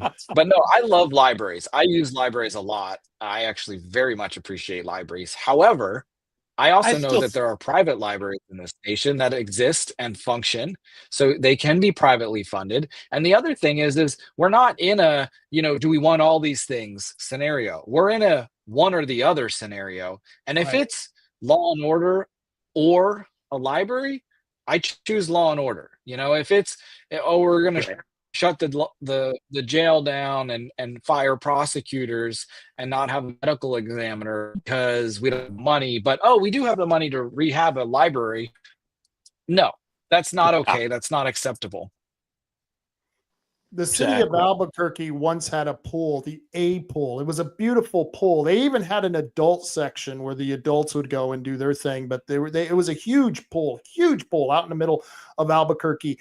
And the city eventually had to decide, do we want to keep funding the pool because they kept raising taxes, or are we going to fix the streets? Well, guess what eventually happened? The pool closed down because people are saying, the pool's nice. We love having a place to send the kids, but I need to get to work. The streets are the priorities. And that's what eventually happened. So and this was something that Bandon was pushing a long time. They wanted to do a pool here. We only have 3,300 residents in Bandon.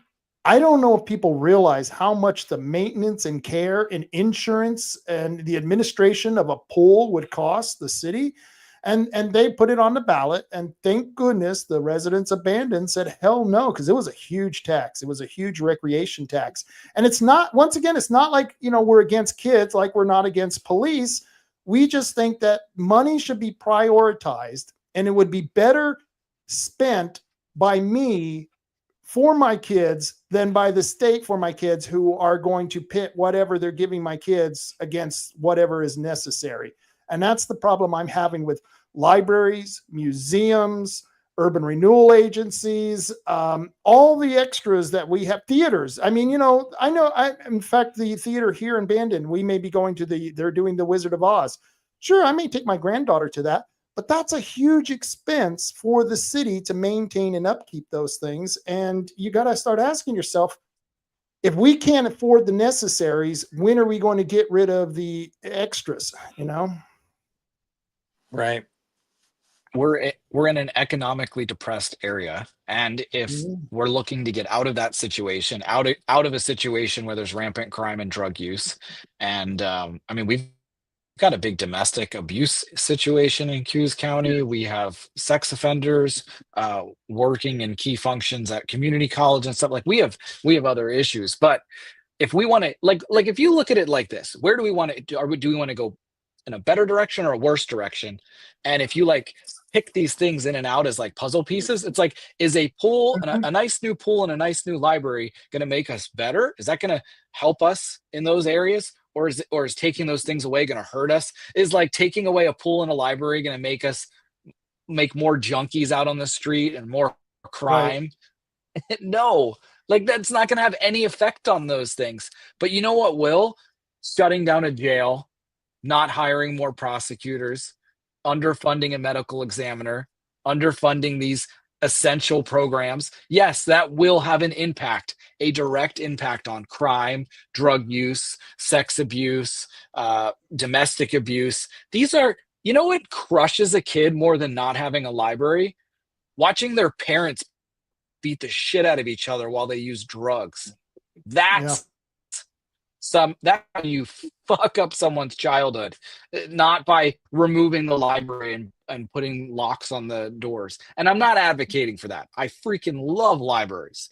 But you know what'll happen is if we take away the library, I bet there'll be part of the community that fights for it and they find a way to privately fund it and make it happen. And that's the right way to do it. You would see museums and libraries. It's like I was talking about the Baghdad, you know, how they took out Baghdad and then the free marketeers lined the streets selling their products because they were never allowed to sell under, you know, Iraqi law. And that's the same thing I believe will happen with libraries, pools, and everything else. I mean, Bandon, no one's going to open up a private pool here. It's just not, it can't be supported, which proves that a government pool can't be supported. But we have streams, we have rivers. You know, I come from the desert. I mean, I can understand putting a pool in the desert, but damn, I can walk a couple of blocks down the road here. I've got a river on one side, I got an ocean on another. Man, if I want to go swimming, I got enough water to choke on. And so this is, you know, this, we got to start asking, you know, and so I'm going to even take it even further because we were talking about the schools. I have the question, you know, if we don't have the money to have classrooms, to have decent classrooms, then why are we paying to bus kids around for the football team, for the baseball team, for the basketball team? I think that would occur. And I think more parents would be volunteering for that if the schools didn't provide so much of that. And I know it would be hugely controversial. And I know a lot of guys, the only reason they went to school was to play sports. So, you know, I don't know, it's a balancing act and I understand the needs and stuff, but I just, once again, I go to necessity, unnecessary. What are we going to pay for here? Right. It's kind of the root of the problem, though. What is essential? Like what the three of us think is essential is actually not what everybody else might think is essential. And we saw that with COVID. And there's actually, I don't have it right here on the screen, but if you search on the county website, there's like a disaster plan, like an emergency situation plan. And they actually it's pages long. They go through all the county services and departments, and they have categorized, I think there's like 5 letters, it's like A, B, C, D, and E. They categorize the essentialness or whatever, what they categorize what things are essential and what are not, depending on the level of disaster. And it will astonish you what they have determined, and the commissioners do this, what they have determined is essential and not essential. I'll bring that up one. I've been wanting to write an article about it, but it's just like, it's so convoluted. There's like a key with like letter. It's so weird, but it's not what you would think is essential. It wasn't public safety. Public safety was not essential. No way. DEI, no, it wasn't. Sure I was shocked. I can't remember exactly what it was, but like it was something like the jail or something wasn't essential. It was like, you know, like what? Like it was crazy, but I shouldn't say anything about it without having the facts, but people can go do their own research. It's on the website. I'll put a link to it or something. Oh, you went into a lighted room there, Rick. Yeah. Figured I might turn some light on. Well, it's getting dark out there. So it is getting dark out there. But that's but it's nice. It's not getting dark. It's 7:52 and it's still light out, and the trees are blossoming. All the cherry trees are blossoming. I love that. That's and We we have all love wild plum Oregon. trees on our property. It's pretty cool. Yeah, I mean the cherry, yeah, the cherries, the plum trees. Yeah, I love this time of year. The roadies are getting ready to pop. We didn't have a lot of flowers in the desert. Got a lot of tumbleweeds and cactus. Well, not to bring the mood down a little bit, but I did want to talk about something and touch on it real quick. Okay. Um, Rob and I had talked about this on Monday, but Melissa, she's part of the neighborhood watch group. Her husband passed away, I believe it was a little over a week ago. And I don't know if you guys remember, but this was in Empire almost 2 years ago. A homeless person and a guy and a girl, they were trespassing on a property. They'd been arrested multiple times. They were told to leave. They got into an altercation with the homeowners, and the man beat the homeowner over the head. It was 5 blows to the back of the head and 1 to the side of the head with a skateboard. Um, this person suffered traumatic brain injury, permanent brain injury from the incident. Was a totally different person after this incident. They got the criminal got a sentence reduced, or the plea deal wasn't even for assault. It was for attempted assault. It got Right. dropped all the way down to attempted assault. He was supposed to get 5 years in prison, but it ends up being just over 2 years with good time for attempted assault. That's what his record will show. His record will show attempted assault, but this victim's record will permanently show assault, as because he had the assault to his body, right, and has the injury from the assault. And it doesn't just stop there. This person died a few days ago. And I just got it's not the death certificate, but it's the like notes from the hospital. It's the medical records, and it's the doctor's but it caused death. So it's not like the official death certificate, but it lists cause of death as brain injury. Mm. It says the person had aspirations, post-traumatic brain injury, secondary to an assault. It's like the doctor agreed that this was due to the brain injury. The person had major medical issues for, I believe, 18 months, and eventually passed away due to complications from this brain injury. And it's insane. And like, to reduce this to attempted assault is offensive. Very offensive. And I'm trying to be sensitive to like the process and the sheriff's office and the DA's office and all this, because I'm hoping that they do the right thing and this goes through the proper channels and there's a proper investigation. But and I'm hearing this secondhand. I have not spoken to the DA or the sheriff's office for obvious reasons. They're not going to talk to me about an open investigation or anything. But what it seems like is they were essentially saying that because the ER claimed that he came in for a heart attack, that they weren't going to do an autopsy. They're not going to take up the case.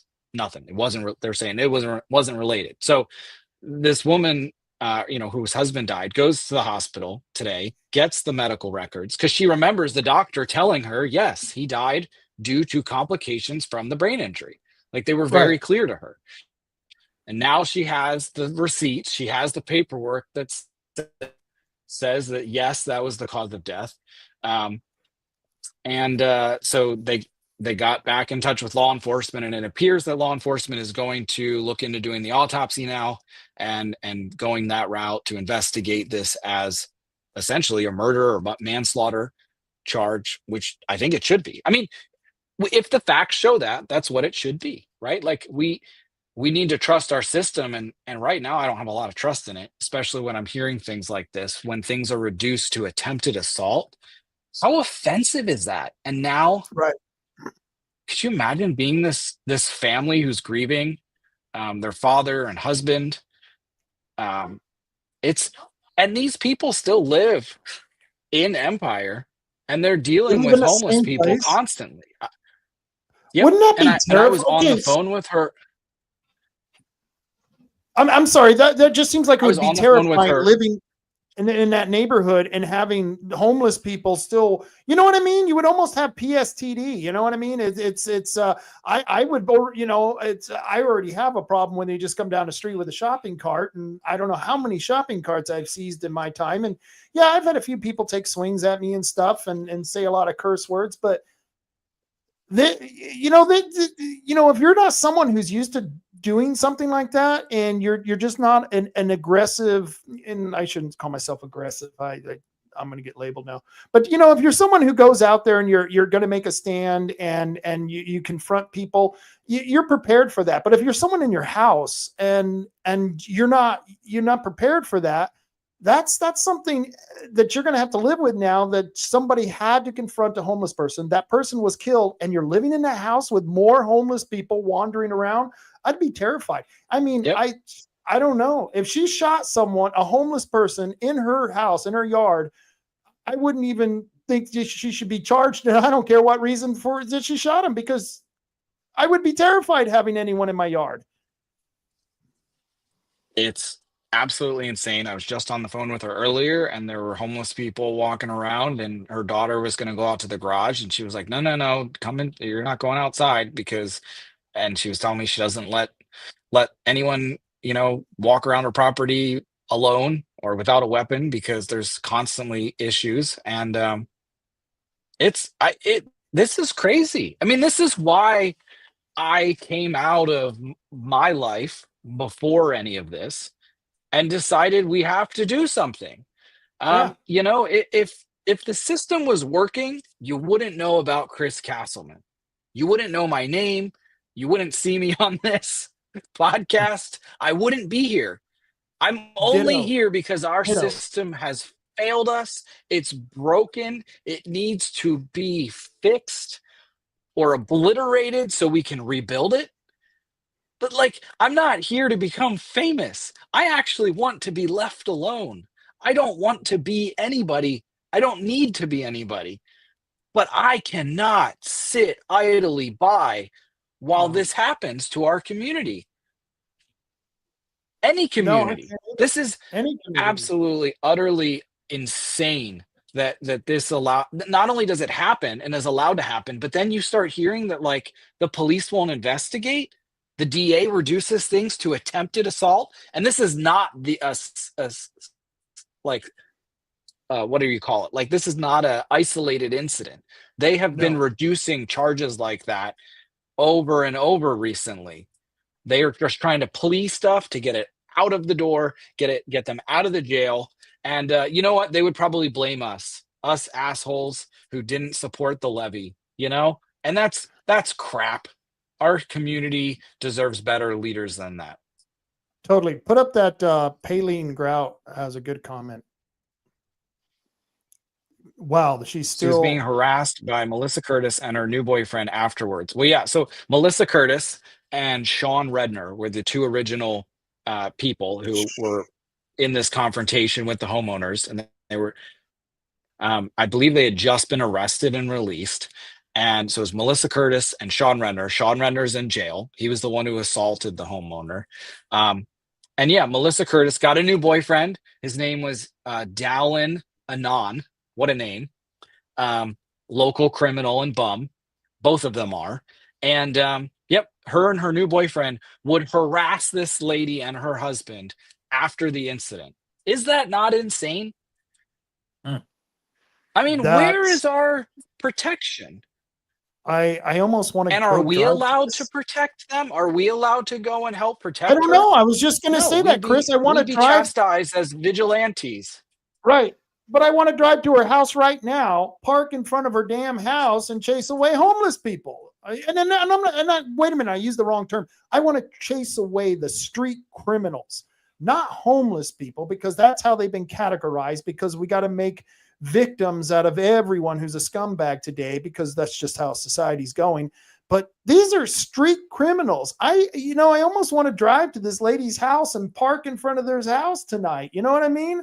I would love to see, who's this bitch, Melissa Curtis? I saw that fat bitch on the film.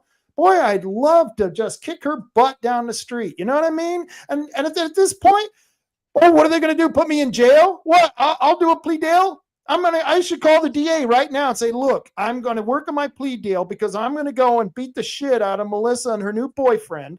And why don't we just work on this plea deal right now? Give me, whatever, 12 months. I'll take 12 months for it. And I'll just go down there and beat the living shit out of them. It's just infuriating. Can we negotiate these deals in advance? Yeah. No, you should. None of us should be sorry. The only thing we should be sorry for is for this poor woman and her family who have had to go through this awful situation. I mean, they had sent me a video of, because I never knew the guy before the incident. I didn't know either of them. And so when I met him at the sentencing, that was the only person I knew.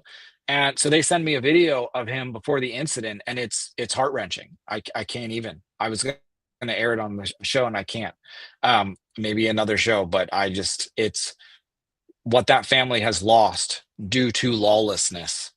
Directly due to lawlessness, inept government, pathetic, laziness, inability to be creative and involve the community and collaborate together to find a solution.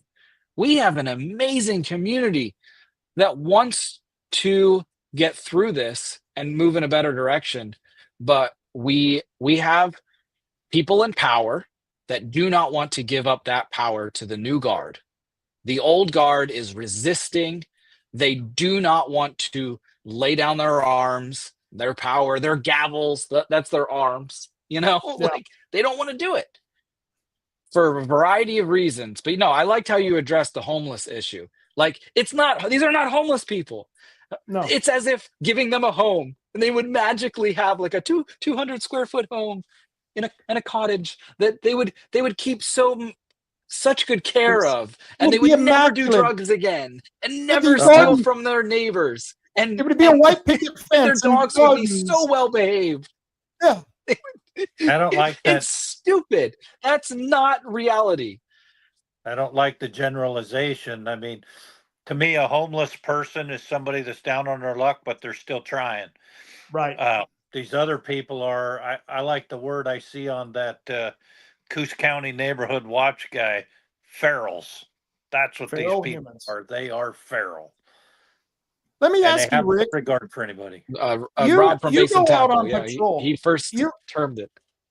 Yes, feral humans. I love it. But Rick, you go out on Citizen Patrol. You said, describe to us what you do and how you do it, so people don't think you're a vigilante out there, beating the crap out of people. You know what I mean? Because it's completely different than what people may think. Yeah. No. So I'm out in the Hauser area, and our patrol area is from basically the Hilltop House out around North Bay Drive, clear to the turnoff for Spin Rail. So we patrol Beaver Loop all through Hauser, Saunders Lake. We don't go out in the sand dunes. So that's our western boundary. Anyway, and we patrol through the neighborhood. We do have people that may ask us, say they know they're going on vacation. They may ask us to pay more attention to their home while they're out of the area. We do have a patrol car. Some of us patrol in our own vehicles. We'll park the patrol car at people's house, to help with home watch and that kind of thing. And we're eyes and ears. That's all we are. We don't confront people. We report to the sheriff. We don't pack weapons. We're especially if I was in my own car and something happened and I had my gun or something, I wasn't on patrol for the group. I don't want to open this up to some kind of liability. When we are in the patrol car, it is badged Hauser Citizen Patrol. So you got a whole new set of rules when you're in that car. Anyway, and that's just it. If we see something suspicious, we kind of watch and we get on the phone to the sheriff. Unfortunately, these days, pretty limited response depending on the severity of what we're reporting. What are some of the things that you've seen yourself? And is Hauser a bad? I mean, how is it as far as crime? Well, out here at the lake, I live at Saunders Lake actually, and we do have one local thief, and for some reason he doesn't shit in his own yard, so to speak, too much. At least not here at the lake that much. He does go do stuff in Lakeside, all over the place. He hangs out in Powers a lot too. I know his girlfriend lives up there. But we actually, my wife and I saw him. I don't know if you're familiar with our area at all, but there's a couple of pretty nice houses right close to the lake, and we happen to know the people that own them, and they don't live here. They're part timers anyway, and we saw this local scumbag down there in their property, and we did go confront him. What are you doing here? We know you don't belong here. We know who you are. We know the owner here. Oh, he lets me come out here and fish and on and on. No, he doesn't. You need to leave. And I mean, he was making tracks. He wasn't trying to stick around. So I mean, but as a rule, we don't do that. We just watch. We don't go on stakeouts. We're not allowed to do that. That's against the law. You, as a private citizen, believe it or not, you're not allowed to be staking people out. They can press charges on you for that, which is just garbage in my opinion. But the main thing we have out here, we have a couple of little thieves like that, but we do have a couple of drug areas. We have gotten two of them cleaned up, and one of the biggest things people can do to help with that, and I know it's slow to respond, but you know what? The greasy wheel eventually gets, or the squeaky wheel eventually gets greased. DEQ is a big one. Call them. You see these people dumping sewage, that sort of thing. That's who you need to call. Code enforcement's another one. Start lighting their phone up religiously, and you'd be amazed what happens. We've had junk camp trailers removed because that's what the people do. We get on the phone and we complain and complain until they come and do something. So, and that's literally what we do here on my block, is that if and we'll have people who'll show up at the end of the street and they'll be hanging out, they'll be drinking, doing their drugs. And this is it's a middle-class neighborhood. It's a really nice neighborhood. And as soon as we see strange people or strange vehicles parked at the end of the street, one of my neighbors will call me and say, "Hey, Rob, we've got some vehicles. I'm going to call the cops. So in 5 minutes, call the cops." And then I'll call the cops, and then I'll call Missy across the street. "Hey, Missy, Steve just called me and asked me to call the cops. There's people down the street, call the cops." And I mean, so the cops will get 3 or 4 calls. So now they're at the point where if any one of us on the block calls them, they immediately come out because they know we've got the trick. You know what I mean? The squeaky wheel gets the grease. And I love your idea of code enforcement and DEQ. I've never had any reason to use that here yet, but you're right. With the squatter situation, with the dumping situation, you could really get people extreme fines. And I mean, code enforcement and DEQ, I don't know why we put so much emphasis on DEQ, but they can come out and they've got a huge budget, and they'll prosecute everybody and anybody. And they work sometimes faster than the sheriff, and the sheriff's department has told us that themselves. There's some things that is really out of their realm. If it's not criminal, you got to use these other agencies. And so that's what we've kind of done. And it really helps, like I said, with these ratty camp trailers and vehicles and stuff. And it works. Definitely works faster than just trying to deal with just the sheriff. So you know what we need to do, Rick? You've just won the Don't Be a Cuck award. don't take back your neighborhood. Take back your neighborhood. Take your neighborhood back, and that's the BTR by Base Attacker Rob came up with that. And you don't, like you said, you don't have to go out. You don't have to carry weapons. You can go in your own car. You can stay at a distance. Your best weapon is a phone, and to have the numbers that you need to call, and you can be a crime fighter here in Coos County. Yep. And I mean, the other thing, make sure you get license plate numbers. That's a big help. If it's a vehicle involved, get the plate number and forward that, descriptions, all of that. We have a little logbook we keep in the car so we can write stuff down. So we call in a report, we have the information. You're not just trying to do it all from memory.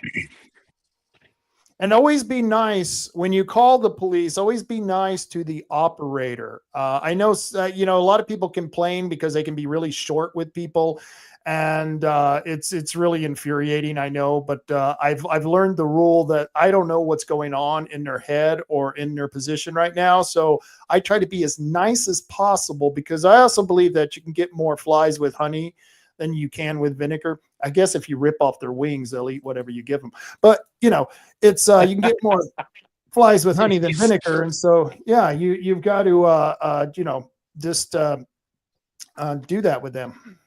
Right. No, that's it exactly.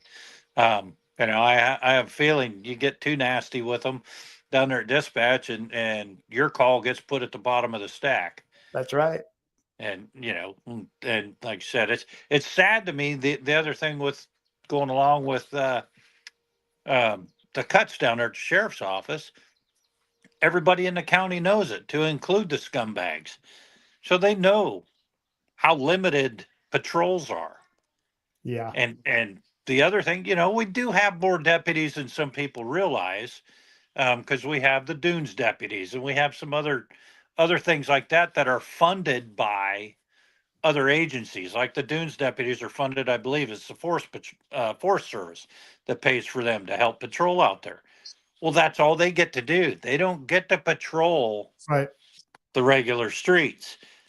Not to say that if you went flying by them at 100 mile an hour on the highway on their way to the dunes or way back to the county down there, that they can't pull you over.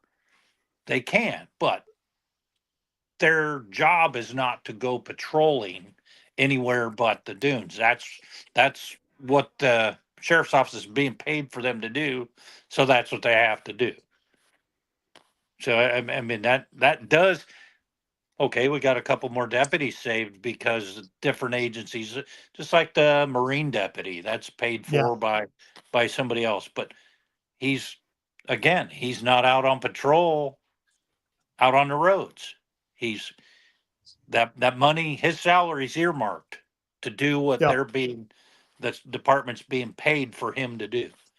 And they can't just grab it in an emergency. It's different, but they can't just grab him and say, we're short on patrol here, we're going to put you there. They can't do that. And the equipment, the equipment they have is just astronomical, to pay for the equipment they have. I know I've seen the boat that they've had on video one time. There was a video they made about showing all their different little toys and stuff, but, and I shouldn't call them toys, because these are a boat for where we're at is legitimate. I can totally see that. So, Chris, you look like you're ready to say something. I'm having a good time. This is great. I don't have to host. This is better. The fact that you two are doing it all and this is what it's all about. This is what I would see, because I'm about building stuff that I don't have to be a part of, right? You build a model and it's like you build the boat and you push it off and you set sail and you send it off into the horizon and it does its thing, like that would be my dream for, citizen council. When Perry and I formed this group, that was our vision. Let's create, because there's a void. We're not being heard at these city council meetings. We're not being listened to, we're not being part of the conversation. So if they're not going to allow us, that's not going to stop us. We're going to create our own organization, and we're going to have council meetings, and we're going to have live streams. If they're not going to live stream budget meetings, we're going to analyze the budget, and then we're going to live stream how we feel it went, so anyway, so no, I love it. You guys, that was great. I'll sit here and I'll just sit back and enjoy the show. It's all those years of hosting. Not be a part of it at all. All those years of hosting and running meetings. I ran a lot of public meetings, and the trick is you got 2 ears and only one mouth. And people, and we were just talking about this at the commissioners meeting, a good host asks a question, and then he lets the person who he's asked, the person who's the interviewee, answer the question in full before you ever interrupt him. Because I always hate, Sean Hannity is one of those. He's ask a question, and the first 2 words out of his mouth, he's already interrupting it. And it's like, shut the freak up, man. I want to hear what this guy has to say. I mean, I'm not an expert, and I want to have experts. I mean, if we were having a show on working on trucks, I would have Rick speaking the whole time here, man. Because I don't know one end of the truck from another. Don't ask me to work on them. So, and he's an expert on citizen patrol. Like we've never worked with the sheriff's department and coordinated. He's the in between. Like that's awesome. And the fact that you're stepping up in the community. But yeah, no, I hate Sean Hannity. Oh my gosh, I cannot stand listening. It's so you know something about his Greg voice, his attitude. You like, what did you say? Greg Gutfeld. Hannity inserts himself into everything, every topic he brings up. And I'm sure he's not that important. And it's like, yeah, it's all the same level, tone, and intensity, and it's, I don't know, but yeah, Greg Gutfeld, I really like him, and some of the other, like Jesse Waters, like when he was on Bill O'Reilly doing segments, like that was cool. Tucker Carlson, jeez, the amount of investigation him and his team does, and the interviews he gets. But I don't watch these people much at all, like anymore. I used to watch more of that stuff. I was a huge Tucker Carlson fan. Tucker Carlson used to claim to be a libertarian when he was on CNN, believe it or not, about 20 years ago. He used to wear that damn bow tie. And I'd always make comments on social media back then. And but yeah, I've always enjoyed. You know, Tucker I really Carlson. Like. Go ahead. We're bad. No, you go ahead. Go ahead. You said CNN, and it made me think. Kayleigh McEnany. Do you remember? She was Trump's press secretary during the first term. She used to be on CNN. That woman is super wicked smart. She's the female counterpart to JD Vance. Like, yes. And I think she's on a Fox show now called The Five. I don't know if she's still on that, but man, she should have her own show. I don't know if you remember those press secretary events. She'd bring out this whole binder, and they could ask her any question, anything. She'd already be, as they're talking, she'd be flipping through. She'd already have an answer prepared. She'd open right up to it and deliver not only her like semi-scripted answer, but would ad lib and just go, oh my, she like that. Have you been watching the news? One of the most intelligent people. Have you been watching the news secretary, the new press secretary? I haven't seen any of it. Good too. I was a big fan of Dana Perino. Dana Perino was, I think it was Bush. Was it Bush Senior or Bush Junior? Bush, and she was great. Yeah, I had the hots for Dana Perino. Boy, she was. You look at her now and you think, wow, she's my age. How can this be? How can she look like that? And I look like a toad. I don't understand. Right? So, but Melissa made a great comment. She's back on the line. This is neat. Melissa took a nap. Or you see that? Yeah. Oh, Melissa says, sorry, I took a nap, which well-deserved nap, and almost missed the show. Will I be able to rewatch? Yes, it's live, but it's also on YouTube, Facebook, and Rumble. You can rewatch it for sure. Our heart goes out to you, Melissa.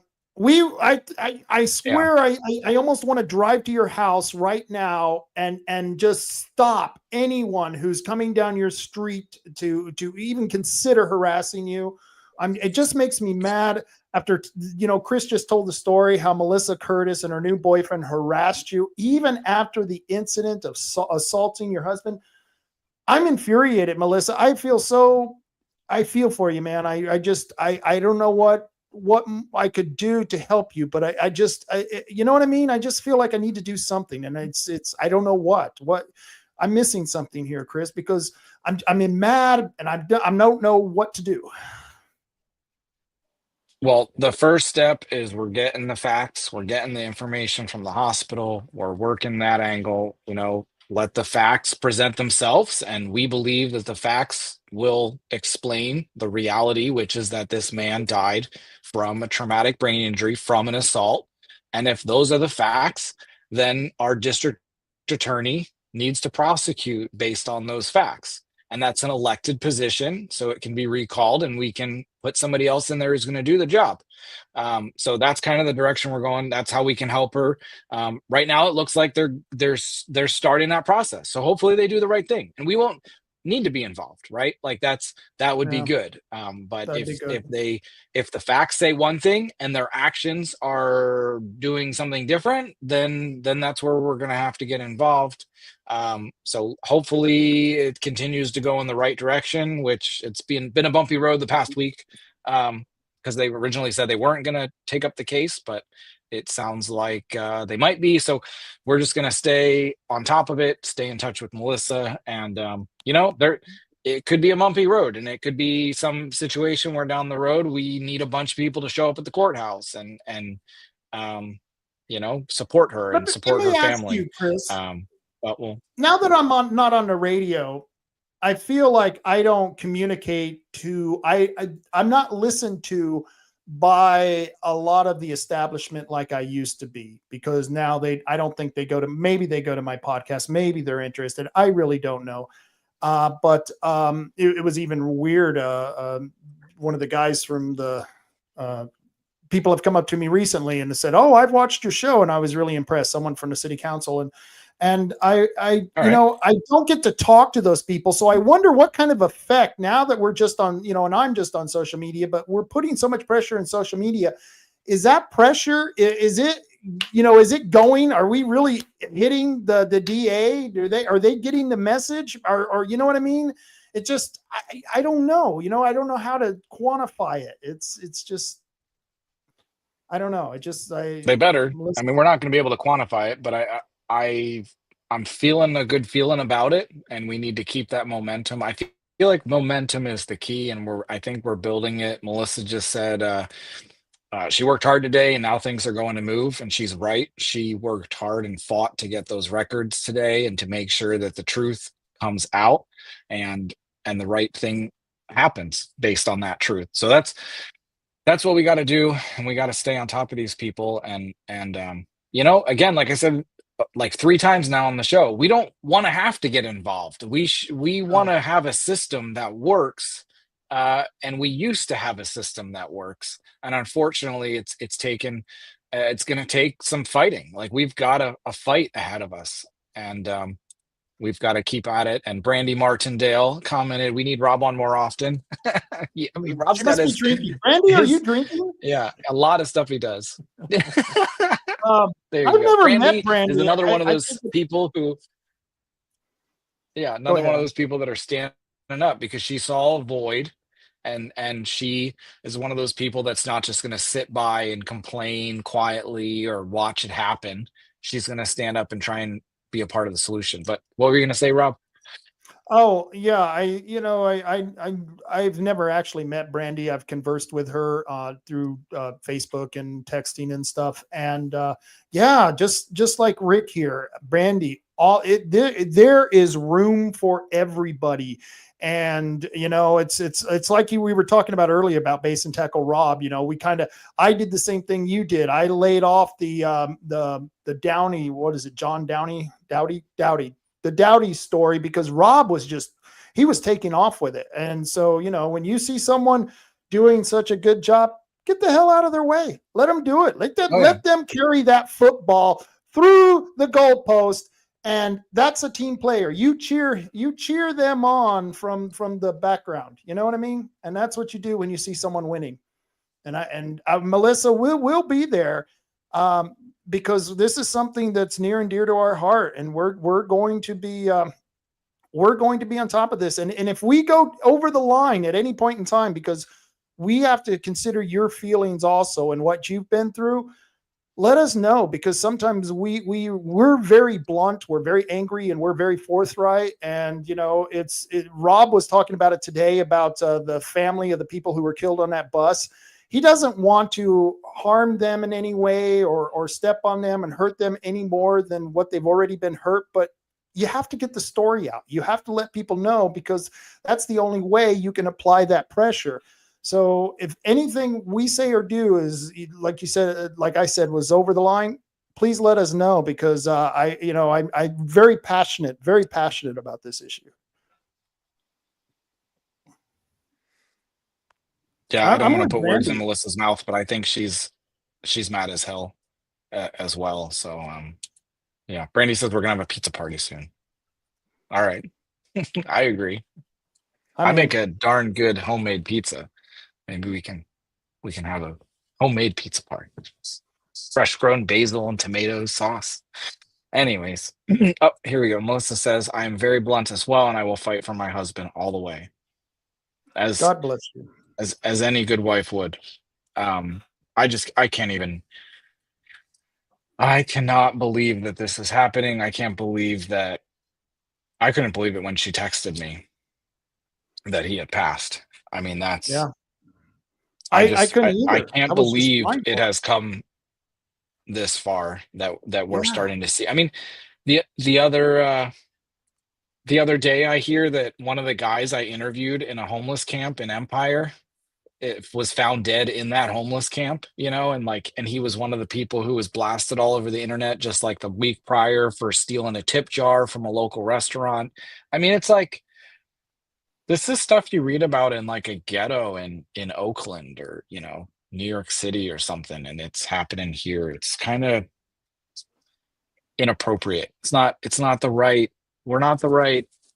Yeah, it's just something's off, and I think I know what it is, Chris. but Have you ever seen the movie? And I just saw this last night with McConaughey. It was McConaughey was the actor, and it was called The Free State of Jones. And it's about the Civil War. And it's about how at first they were fighting for the Confederacy, but the Confederacy was shitting all over the poor people.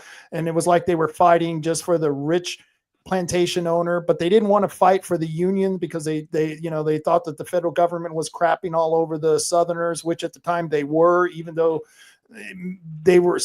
many of them were fighting to maintain slavery. This one group of runaway slaves and deserting Confederate soldiers create their own county in, I think it was in Missouri, and they call it the Free State of Jones. And they were fighting the Confederacy, who was trying to collect taxes from them for the Civil War. But they were, like I said, they were trying to make sure that they were differentiating between the Union fighting the Confederacy. And he even says it in the movie, we're just fighting the same people, we're just not with them. And I thought it was great because it showed how no matter which government was, whether it was the United States government or the Confederacy government sucks. Government sucks no matter what. They're going to lie to you. They're going to take their money. They're going to maintain their power. And as libertarians, I think that's something we know just in naturally. It's just inert in us. And I thought it was a great movie to explain how no matter what you do, you're always going to be fighting against government because government is that necessary evil. And that's where we're stuck at, man. Well, we live in a government run by the people, and people, there's that human element. People are inherently corrupt and evil, unfortunately. And that's what happens. So, but we're also good and strong. There are both sides. There's the yin and yang. And right now the pendulum has swung very far in the wrong direction, and we're going to have to throw it back in the other direction. So, but yeah, it's not like government is not supposed to suck, and I think we live in the closest thing to the best government that could have ever been created, and we just need to get back to that original format. Yeah, But no, I I'm agree. gonna rent that movie from the library. Cool. Free State of Cool. Jones. No, From the no, better library. yet, steal that book from the library, isn't it? What was that? Steal this book. Go steal this book. That was a bunch of liberals who wrote that book. So go steal that video. That's I'll funny. do cover for you. I'll run around and cover for you. You can go in and grab it. I'm okay with that. It's, you know, you paid for it. You gave enough taxes to the library, I'm sure. Melissa made a good comment. I thought that was interesting. I met her husband 3 months after he was hit 6 times with that skateboard. I know what he was like with his injuries at that point. Yeah, that he Damn. couldn't really speak. I mean, he very clearly had a brain injury from the assault. I cannot begin to describe the feeling sitting with her, and there was another neighbor there, Paylene, part of the neighborhood watch group, had come with us, and sitting there hearing the news that they were reducing it to attempted assault. They hadn't even told the family this. They No didn't tell shit. anybody. Oh, that's No, mean. and they weren't. It's messed up, and they weren't even interacting with her. The DA, the prosecutor on the case, is now the new DA. It's that lady. She was the prosecutor for this case. She never interacted with Melissa here. Never. The only time she turned around was I think it was like to ask a question about some sort of procedural thing. I mean, they weren't even going to let her husband's statement be read. They made him like give his statement, and he was not in a state to give a statement. He wasn't able to articulate things fast enough in a courtroom, and you know, so you could hear them, but he was able to write, and he wrote his statement. I think there was like concern that someone wrote the statement for him. I mean, come on, people. Yeah. Melissa's asking to be Melissa's, added to the live. I can Rick, I want to be mindful of your time too. I don't know. Do you, I absolutely do not mind you staying on, but I don't want to keep you on if you're sitting here like, I only wanted to be on for an hour and it's 2.5 hours. These in. guys no, won't that's shut fine. up, man. No, that's fine. I was just getting ready to say I'm probably going to jump off. My wife just got home from the valley, so All right. anyway. Very cool. Thank you so much for being on. This is like freaking awesome that Anytime. that you are a part of this, that you're running for office, and you were willing to come out here and go live and just open-ended talk about your involvement in the community and what you see as a good vision for your community. That's freaking cool. So I appreciate it. Yeah, you're welcome. And anytime. Take care, Rick. Okay, Rob. Thank you. See you, man. All right. I sent Melissa, if you're watching, I texted you a link, and you should be able to do it right from your phone.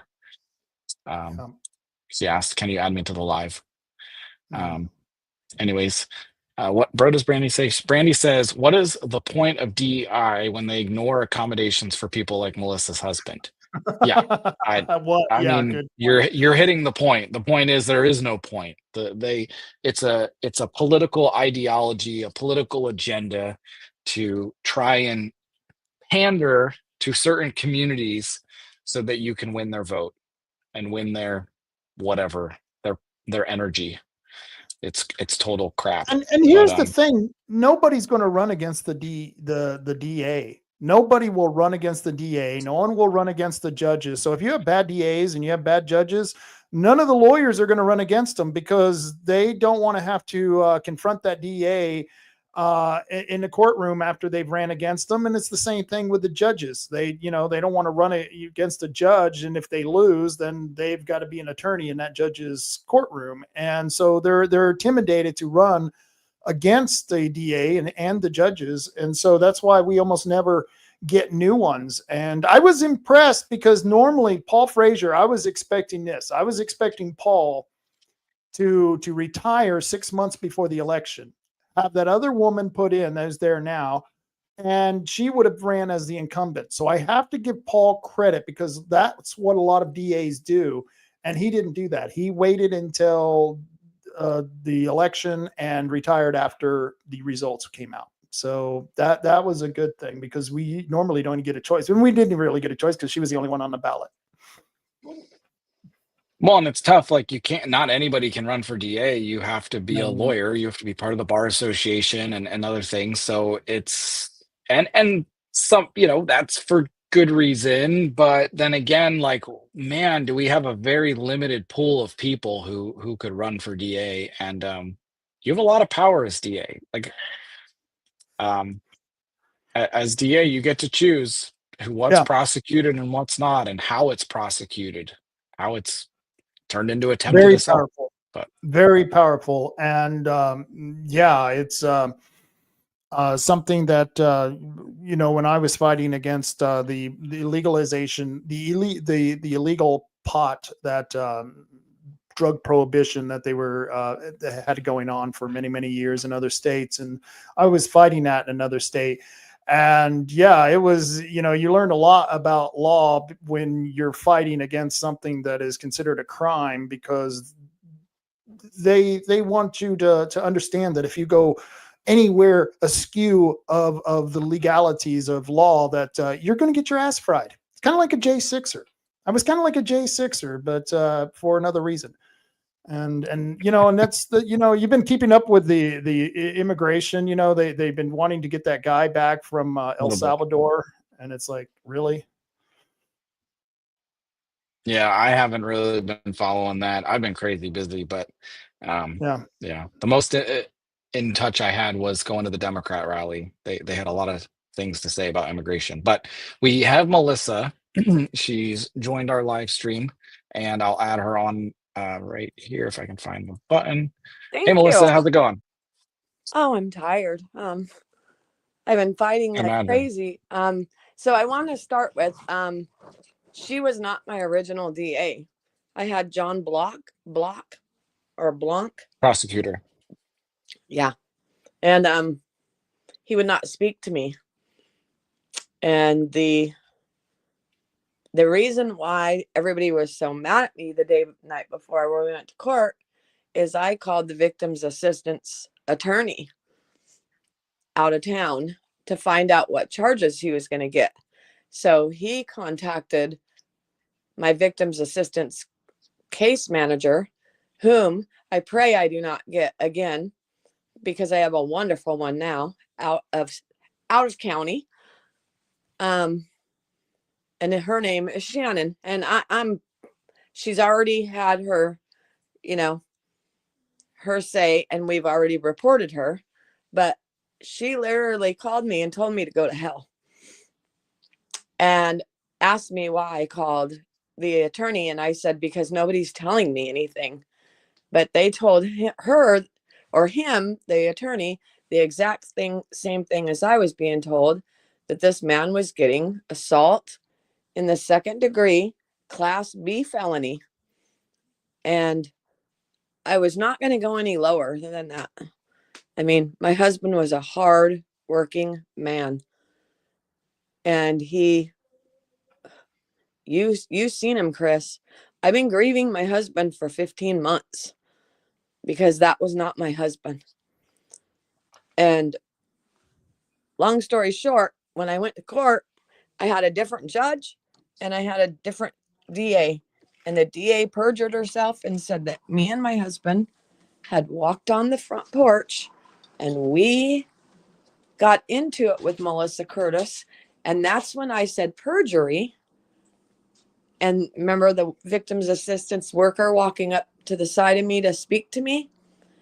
Her words were, "This is why we would not win in trial."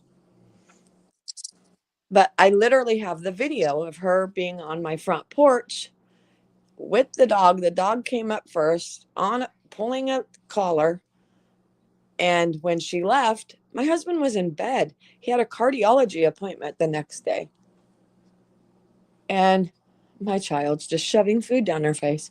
This is what I've been dealing with ever since he passed away, you guys. Tell me this is not a sign. My kitchen lights just did not stop flashing. That's a sign. I like that one.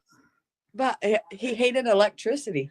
But then she hit my car. So we had just got our roof done and we did not have cameras on the side of our house put up yet. So he waited till she was clear down the road before he went out to check our truck. And that pit bull comes. The police had just been with them 15 minutes prior to my house, 2 blocks down in front of my mother's house, 3 blocks. And multiple times that night, they literally threw a stick at a house where a baby was sleeping. An infant child was sleeping on the other side of the window in a crib. And those people tried to press charges. They came forward. But she was clear walking down the road when my husband went out there to check, and the dog come flying at him. All he could do was grab the collar. And that dog pulled my husband clear across the street. And I had a witness that seen it, that was one of my friends, and she FaceTimed me while I was on the phone with 911 saying my husband's being attacked by a dog now. And she wanted to know what was happening. I literally had to show that she FaceTimed. I shared every video with the police. The officer is no longer here. I did everything for this case, but they did not want to work with us at all. They did not. They would not give me anything. I don't know if you showed the paper, but there is nowhere in here. I just read it. Well, there's nowhere in here that my husband had a massive heart attack. We have went through every page.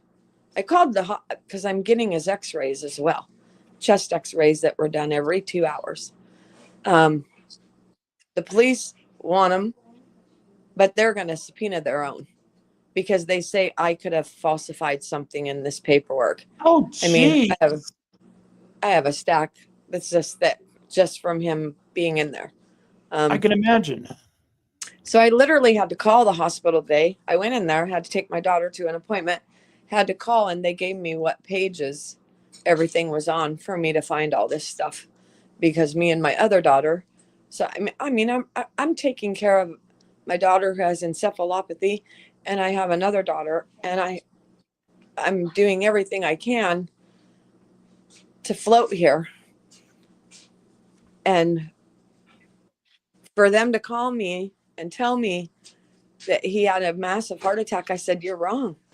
You're absolutely wrong. But they still would not listen to me. So I didn't only do this, Chris, and I can say this. I contacted lawyers that knew my family and did a case for us. And I got phone numbers, and someone gave me the phone number to the actual guy that's going to do my husband's autopsy. And they even wanted to know how I got that phone number. And I said, I Google searched it. And I talked to a lawyer and I Google searched it, because they were so baffled that I contacted this man, and he had said, why haven't they sent me this case yet? This man clearly was assaulted. And what you just read me, that was the cause of death. And he wanted to do, and then I had the officer call me shortly after to tell me that they're going to do it, and told me I did a lot of investigating. And I said, I'm not going to stop. I am like a mom that if my kids were somewhere, I'm like the FBI searching for my children. I knew everywhere my children would be. And I'm going to do the same thing for my husband. And I'm not going to stop till this damn county gets their shit together and does something right for one time. One time. I don't believe anybody that's had something happen to them in this county in the last couple years has the the victims have to feel like they're the ones that did something wrong.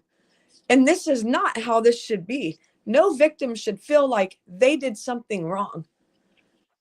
But in this county right now, that's the way it is, because they're not giving these people the time in jail that they should get. And damn it, I'm pissed. I'm not going to stop. This was my husband. I was with him 34 years. This is the man of my life. And I'm not stopping until my fight is over. And then I'm not going to stop for other people. I'm going to keep going. This will not be the last time these people hear from me, even once my case is over. That was powerful.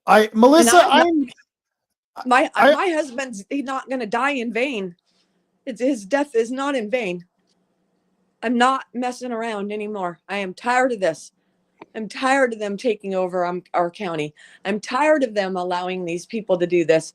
I'm tired of seeing the same people arrested every day. But then they say they have no money. They're begging for money. But you're arresting them. They're going to jail. By the time the police even make it back to Coos Bay or wherever they're arrested, they're already doing another crime. Yeah.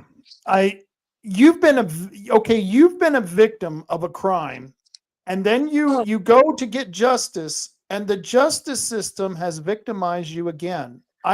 Anyone listening to you, Melissa, I mean, they must be absolutely frustrated with this system, because what you're talking about is the exact antidote that we have been saying over and over again, that the criminals are being treated like the victim, and the people who are being victimized, people like your husband, are the ones who are being treated like the criminal, like they did something wrong, like going outside your house. That's what it was like in court. Yeah. And the guy came flying by on the skateboard. I mean, he came, and I was on the phone with the police. He come flying by. They were staying out here on Cape Arago at that coffee shop. So they were fighting, and he must have went to his van, and he came flying by on the skateboard. And I have it all on video. You can hear every hit my husband took. You can hear every let go of my effing dog. And my husband's like, I've been trying to get her to take this dog. You know, my husband's telling him to stop hitting me. I'm trying to. But my husband was still bit by the dog 3 times, and that dog never even got put down. Wow. Okay. And then, Melissa, this is really upsetting, because they accused you of going out and confronting this woman, which you did not. I've seen a video, and I haven't seen anywhere where you guys are confronting them. All you have is a homeowner going out to see who's causing the disturbance on his property, and then being victimized. And then for them to say that to you, that you could be partially responsible because you defended. Yeah, the female DA. And then John Block, it only took him 2 minutes to do the grand jury. When I walked in after my husband, people were crying. They knew something. They knew it was bad. He was bad. He could barely talk. He couldn't get the words out that he needed. And they were there, but they would not come out of his mouth. And it only took them 2 minutes to deliberate. And every one of them gave him a hug or shook our hand. And John Blanc, or whatever his name is, Block, he's an asshole. Put it that way. He came out weeks later and told me they did not even want to prosecute this guy because he was protecting his dog. Then all of a sudden in court, not only was he protecting his dog, he was protecting his girlfriend. Well, which was it? Because my husband was holding on to a dog. He was not hurting that animal. He was not kicking him. I could have went out there and shot that animal. I didn't even know what was going on. I was just trying to get dressed, and I had the police on the phone, and I was trying to make it out the door. That's all I was trying to do. It happened so late. But they arrested them both. She was released that very morning and got another charge when she made it to town. It's Melissa Curtis. Another charge right when she got here. Are they still continuing to harass you? No, now I had the one in the mask, which Chris heard on the scanner. and called me right away. Am I right? Did you hear it on the scanner, Chris? Or how did you It hear was it? Dallin Anon was his name. Yeah, and he had a shovel in his hand, nunchucks around his neck, a thing across Yep. his face, and then he had a machete.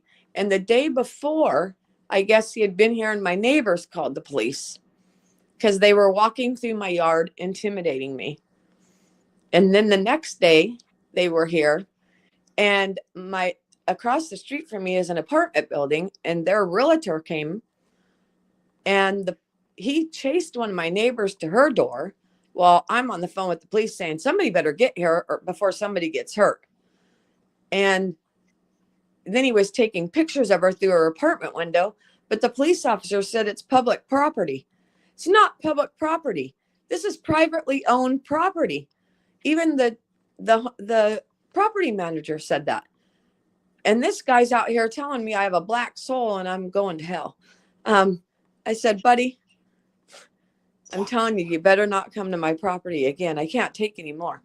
I had to contact Chris all the time because or the neighborhood watch page, and somebody was watching my house because I have two girls, and would thumbs me up that they were watching my place when they were driving by. If I had to take my husband to out of town for his brain or out of town for his thumb, we were going to Slocum and everything. I mean, I was afraid to leave my girls here, but my daughter can't get in a vehicle and drive that far without vomiting because it's too much stimulation to her brain. So I couldn't do both. So I would contact somebody on the neighborhood watch page and they would watch my home for me. Drive by and even thumbs up me. That's how fearful I was.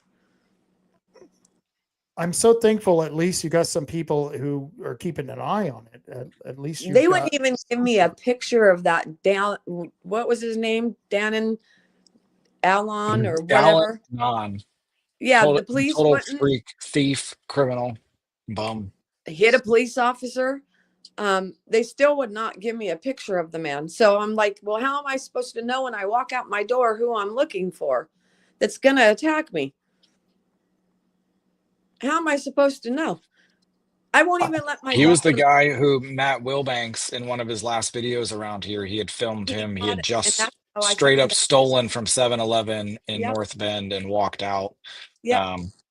And Matt Wilbanks confronted him and was like, did you seriously just do that? You know, like, did you see, you just don't even care? And they took and then we had run into him in the park in Mingus Park late at night. He was walking around with all the stuff you had mentioned, nunchucks and a machete and all this stuff. And I'm like, dude, why do you think this is appropriate to be wearing this stuff in the park? He's like, what's wrong with it? And I go, you don't realize the impact what you have. And he had a full mask on and all this stuff. And I'm like, you don't think you scare people? And he goes, well, that's their problem. And I go, you don't think about other people? You don't consider other people and care about them? And he goes, no. I mean, this is the kind of, and they label them homeless. Like, yes, that's the type of person we should all work hard for to build a home, to give him a home. I don't give a damn if because he'll be a better person. I don't, and this $60,000 that we're spending right now on these little homes all over, what the hell is this?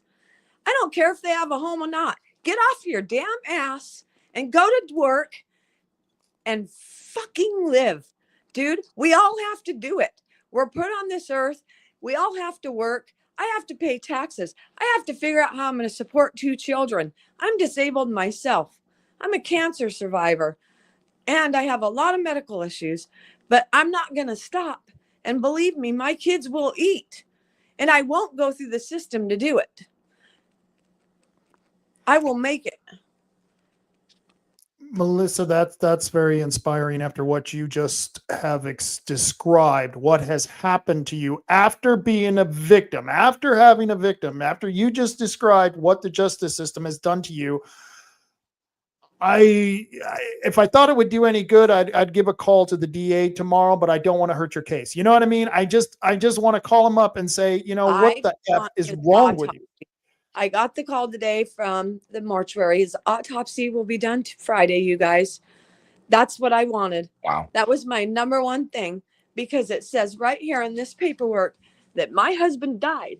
My husband died. I mean, I'm just going to grab I have so much, I don't even know what I'm grabbing, but my husband died from this incident. It wasn't, you have it, don't you, Chris? It wasn't because he had a massive heart attack, like they were trying to say. It says right here, anoxic brain injury, secondary to cardiac arrest. Cardiac arrest, secondary to possible aspiration. He did aspirate. He was septic. He even had something lodged in his airway. But this was the summary on 4/2 when they got him. Right when they got him. Informed the patient developed problems with aspiration post TBI secondary to an assault. That's how my husband died. TBI is traumatic brain injury. Brain injury. Yes. That's how he died. He did not have a massive heart attack like they called me and tried to say. And that's why I was angry. So angry that he had just seen his neurologist on the 1st, and they would for the on the date of the 2nd, but he passed. I mean, he went into cardiac arrest first. He was already had an MRI and a chest CT scan and an MRI of his brain set up by his neurologist.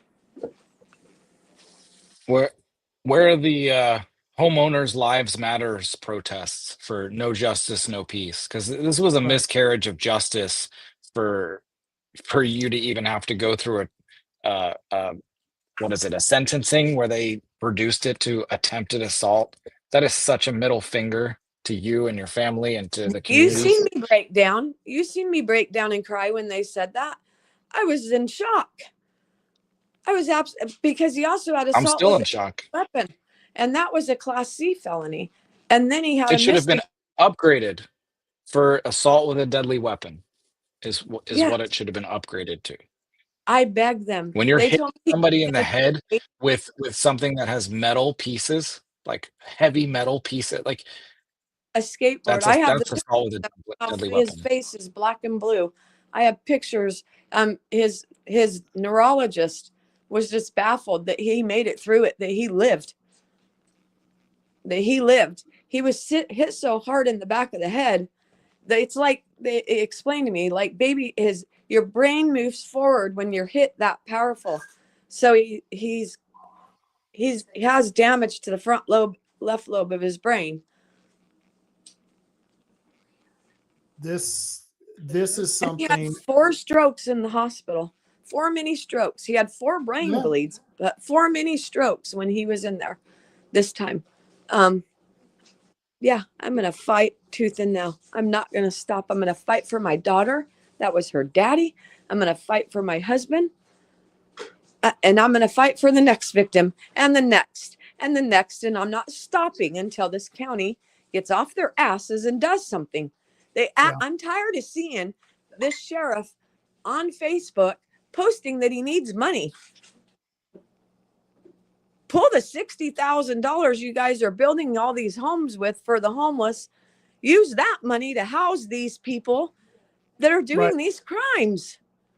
Take that urban renewal money that you're going to use for the skating rinks, for the theaters, for all the nonsense that only a few people get to enjoy, and use that to lock these people up and stop. And they were 1,800 cases behind in the DA just just last year. I don't know how far they're behind. They said it was for me too. 1,800 cases behind. So they wanted them in and out. It happened January 31st, and they sentenced him in April. They're not even prosecuting C and D misdemeanors. I think they're C and D misdemeanors. They're like criminal trespass, criminal mischief, disorderly conduct. They're not even. And they won't even take those cases. Bob, I have a past. My husband has a past from the 90s. My husband was an addict. He was an addict, and I talked to Chris about this. Everybody knows it. I don't care. But I got charged too, and I wasn't an addict. I was even clean and sober. They never took my children away. I worked for the schools.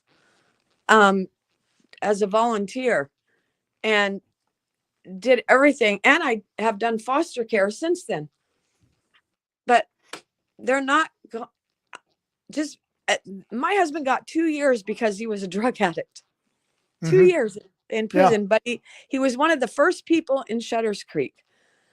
But he never touched another drug again. He never drank again. He worked and he worked and he worked.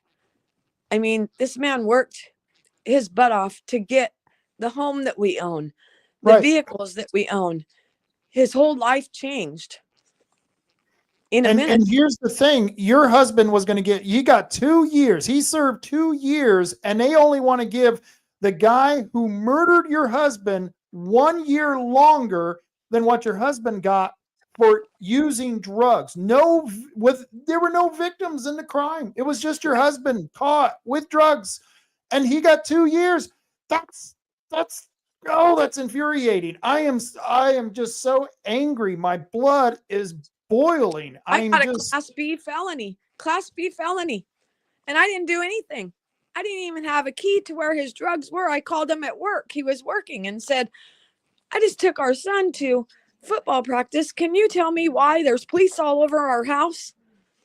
He said, don't go home, Melissa, because I'm so sorry, because I would not marry him because he would not get clean. But then he did.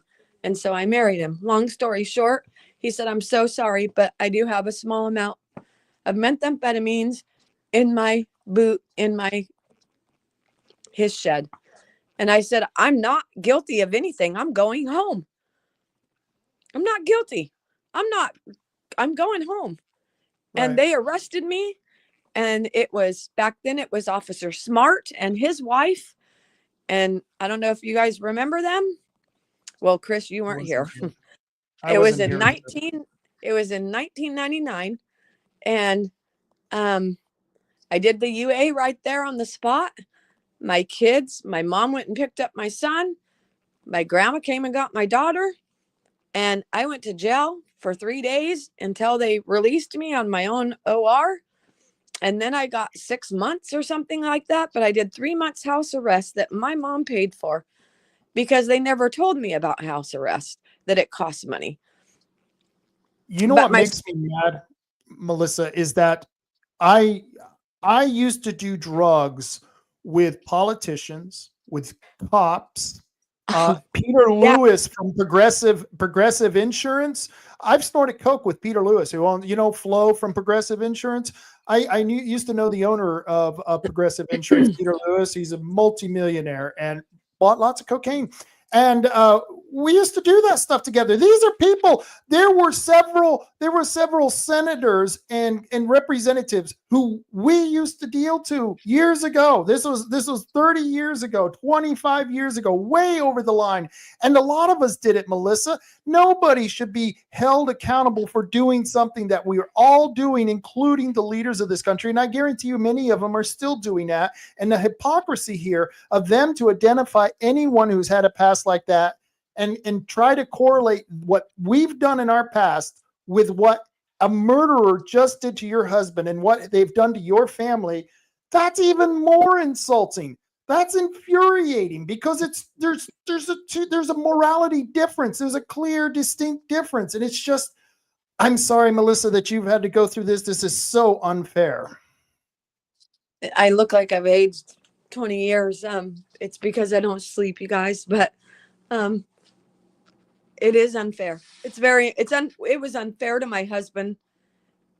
What hurts me the most is it was unfair to him while he was here for somebody to get a slap on the wrist for taking his job.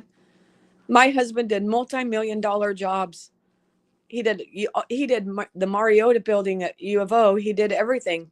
I mean, that's all that man did. And he did not use, I don't know if you know what mechanical insulation is, Rob, but it's hot water, cold water pipes in the walls.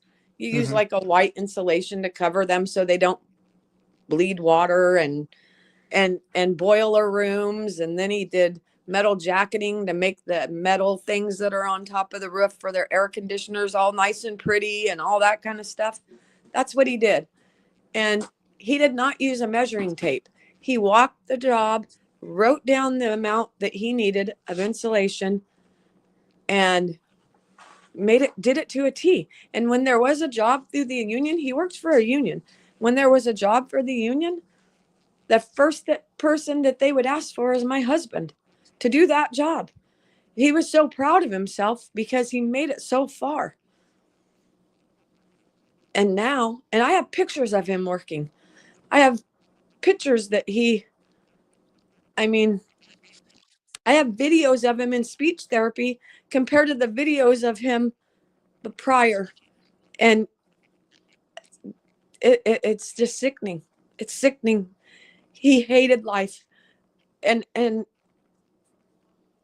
But he loved us so much that he kept on fighting because he couldn't do the things that he used to be able to do.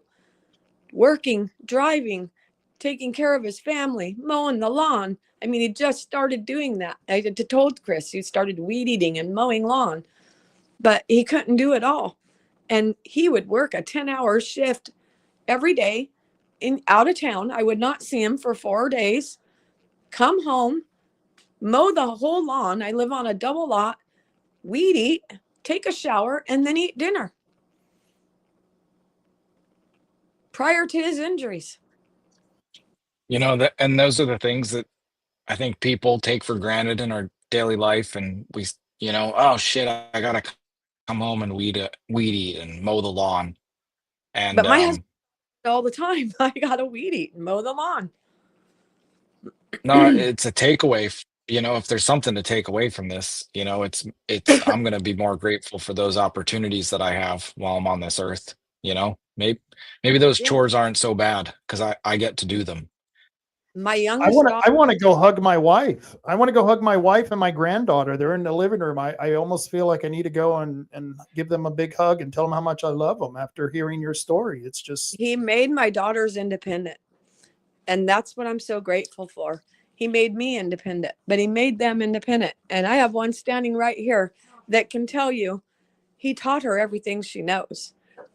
We got her. This is how great my husband was. My ex-husband passed away and he had other children. I took her. My husband had no qualms about it. Bring her home to us. Bring them because their mom is a homeless drug addict. Bring her home to us. We will raise her. That's how big of a heart he had. That was my ex-husband's children. They weren't his children. Bring her home to us. We will take care of her. And he taught her everything from mowing the lawn to how to paint, how to do things outdoors, how to do everything that needs to be done. So that's all she keeps on talking about is I got to keep up on the lawn. I got to keep up on this. I got to keep up on that. She's grieving too. She's been here since she was young. She probably went to school 4 years in her whole life. And she graduated at the age of 20 from high school and went to college. She's in college now. And she's on her second year because he told her, don't you ever depend on a man. You become something. So then when you are older, if you end up having children and that man leaves you, you have a job and you can support your babies. And that was his biggest thing for women. Empowering them, allowing them to empower themselves, giving them the education they need, the role model. That, you know what I mean? Voice, making them have a voice. And even with all the troubles he had. From, I can't read it. No, sorry. Our audio's off because of my internet. But Brandy Martindale said that she's so sorry. She hopes that the opportunity to tell your story tonight gives you some relief. She hopes you get some sleep because you deserve some rest. Thank you, Brandy. I wished I could get some rest. My body, I did just do like a 3-hour nap, which is weird. And I'm in hypothyroidism right now, so I should be sleeping all the time. If it starts flicking again, we just know what it is. I ain't doing it. My kids are like, we can't deal with these flicking lights in the house right now. It's I will, I'm just, he was a man that respected women so much. Out of 34 years, even dragging his right leg, not being able to speak, still opened the car door for me, would walk around to open the car door for me. Every time. I mean, we were gone every day, from speech therapy to physical therapy to driving out of town to everything. And he would still open that car door for me. He would open it for his own mother. She's gone with him now, with our baby. And,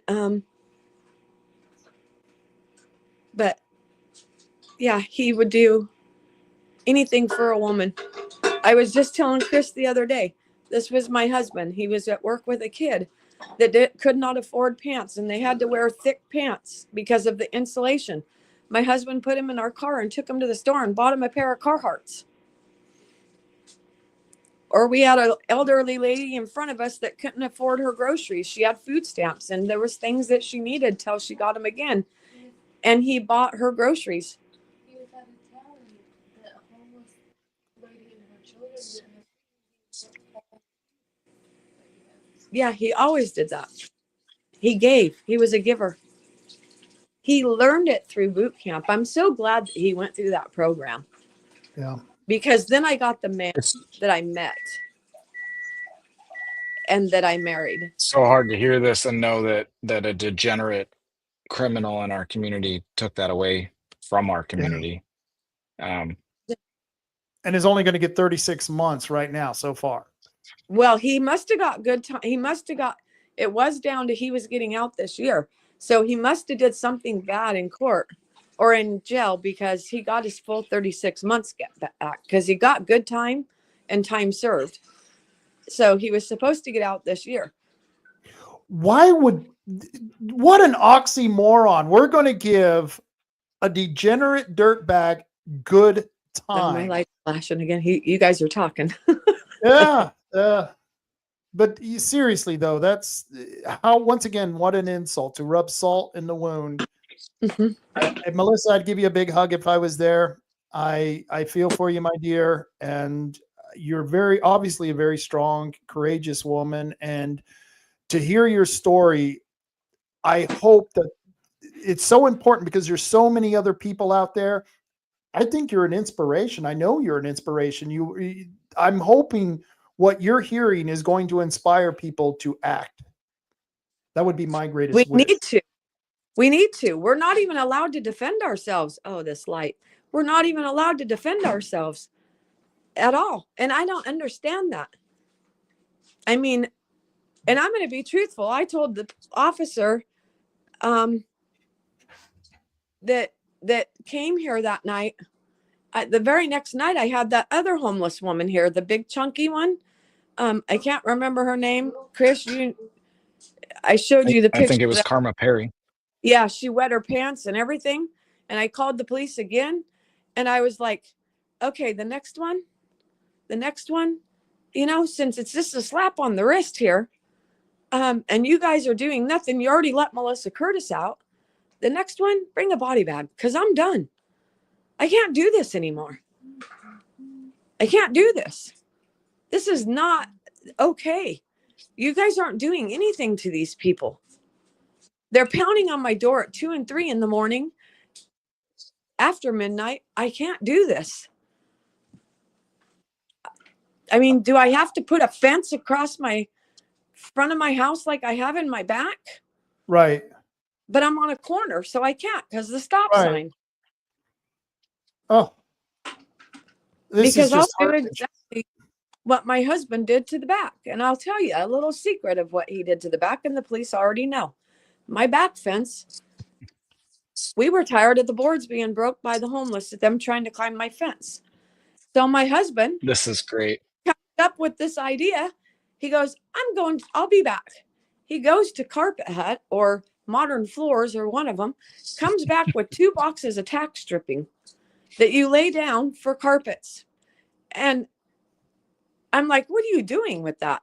He said, you watch. They're not climbing my fence again or breaking my boards. He put 2 layers of tack stripping with the nails pointing down on the top of our fence. So when you reach over my fence, I mean, you go to pull back, it's like a fish hook going in your hands. I couldn't tell you how much blood I've cleaned off my fence. Wow. So what a great idea, though. if That you was pretty guys ingenious. need that and you have a wood fence, there you go. I love I that. told the police officer, and he said, if you get sued, I mean, I said, let them sue me. Let them sue you. They're trying to break into my property, which I need to put new tax stripping up. This is why I tell people all the time to get on juries, because if you're on a jury and someone like you or any person who's defending themselves from one of these scumbags is being charged, you can practice jury nullification and set that person free, even if they're guilty of committing the crime that they're being accused of. If the jury believes it was justified, even though the law is opposite of that, they can do jury nullification and they can vote against it. And that's why I tell people, get on juries. If there's property owners who need to be defended, that's the place to be. And I hate to change the subject a little bit, but that light flickering, that could be bad wiring. It's funny. I was just thinking that, and Brandy Martindale just posted that to me. She says, you need to get that looked at, because that's how houses catch on fire. That's Now I have my electricity's all been checked. It's Has one it? of my light bulbs. It's one of my light bulbs. I have Okay. those LED light bulbs. It just started yesterday morning. I noticed it Last night. I just need to climb over. I used to be a couponer, so I have to climb over all my laundry soap to get to the drawer where my light bulbs are. Okay. Melissa, You think I'm kidding? extreme bad. couponer. I You was goof. bad. So when COVID hit, I was laughing because everybody was stealing all the darn, doing everything to get toilet paper, and I had a whole room full of it. I mean, I'll just walk past this is my shelves that my husband bought me at Kmart. So this should tell Nice. you, I have more shampoo and razors than I'll ever need. But that's what I did when I found out I had cancer, because I had to make everything as cheap as possible for medical bills. And if anything did happen to me, I didn't want my family to go without. So, and it also took it off of my mind. And my best friend was an extreme couponer, so I just started doing it with her. Brandy's asking me a question about your husband, that when he went to Shutters Creek and he went through the boot camp program, He was the first one in Coos he County. was the first one, but it did help him. It helped him. It Yeah. cured him. Wow, Yeah, imagine that. He even got an infection in his leg that went to his blood. And they took him to Reedsport Hospital because they were going through swamps and stuff. He gained so much weight and I was doing daycare, but I had a Class C felony or Class B felony. I was doing daycare, and he got an infection in his leg from those boots, and it went into his blood. And normally they would send him back to the prison, but they decided not to because he was the first person from Coos Bay there. So they had a nurse that came and gave him his IVs every day, and he would just do schoolwork and write letters to everyone that hit, me, my daughter, the apology letters for what he had put us through. Having, my daughter was only. That's part of the STEP program, right? Where Right. you have to acknowledge what you've done wrong, and then you have to apologize to the loved ones. And And he was wonderful. I mean, he got out at just, I want to say November of 2000 or November of 2000. He got out. Wow. And he got his job in, I want to say January, doing what he's doing now. He went from building homes to doing what he's doing now. And if they had Shutter Creek open now, we would have a place to send perps. Yeah, like the ones because who are my husband, there was a prison set part, and then there was his part for the Shutter Creek guys, and they made you work. My husband went up and down the coast every day They had them out working. If it wasn't building those little round pole barn, I call them pecker poles, but those little round poles that they use to make like a fencing along the coast, you know, from here to say Sea Lion Caves. They had to dig holes for those. They had to clean out at the beaches. They had to weed eat. They had to do. They worked for the city every day, 5 days a week. They worked for the city, and then he went to a higher level, and that's when he got to stay down here in North Bend in a facility, because they were transitioning him out of Shutters Creek.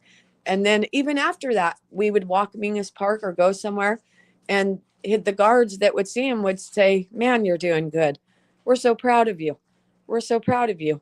And we've talked to your parole officer, and you're doing great, Gary. And he did. He got harassed by the police for a while, but it wasn't a big deal because he changed his life. He changed his whole life. He became a much better person because of Shutters Creek. He really did. I couldn't ask for a better testimony for getting these derelicts off the street and getting them into these programs. And if you could just clean them up for 90 days, and you know,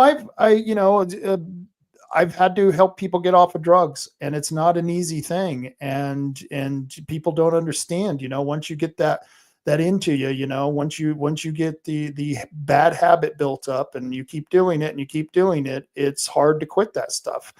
And yeah, it's a hard job to get people off. I mean, you know.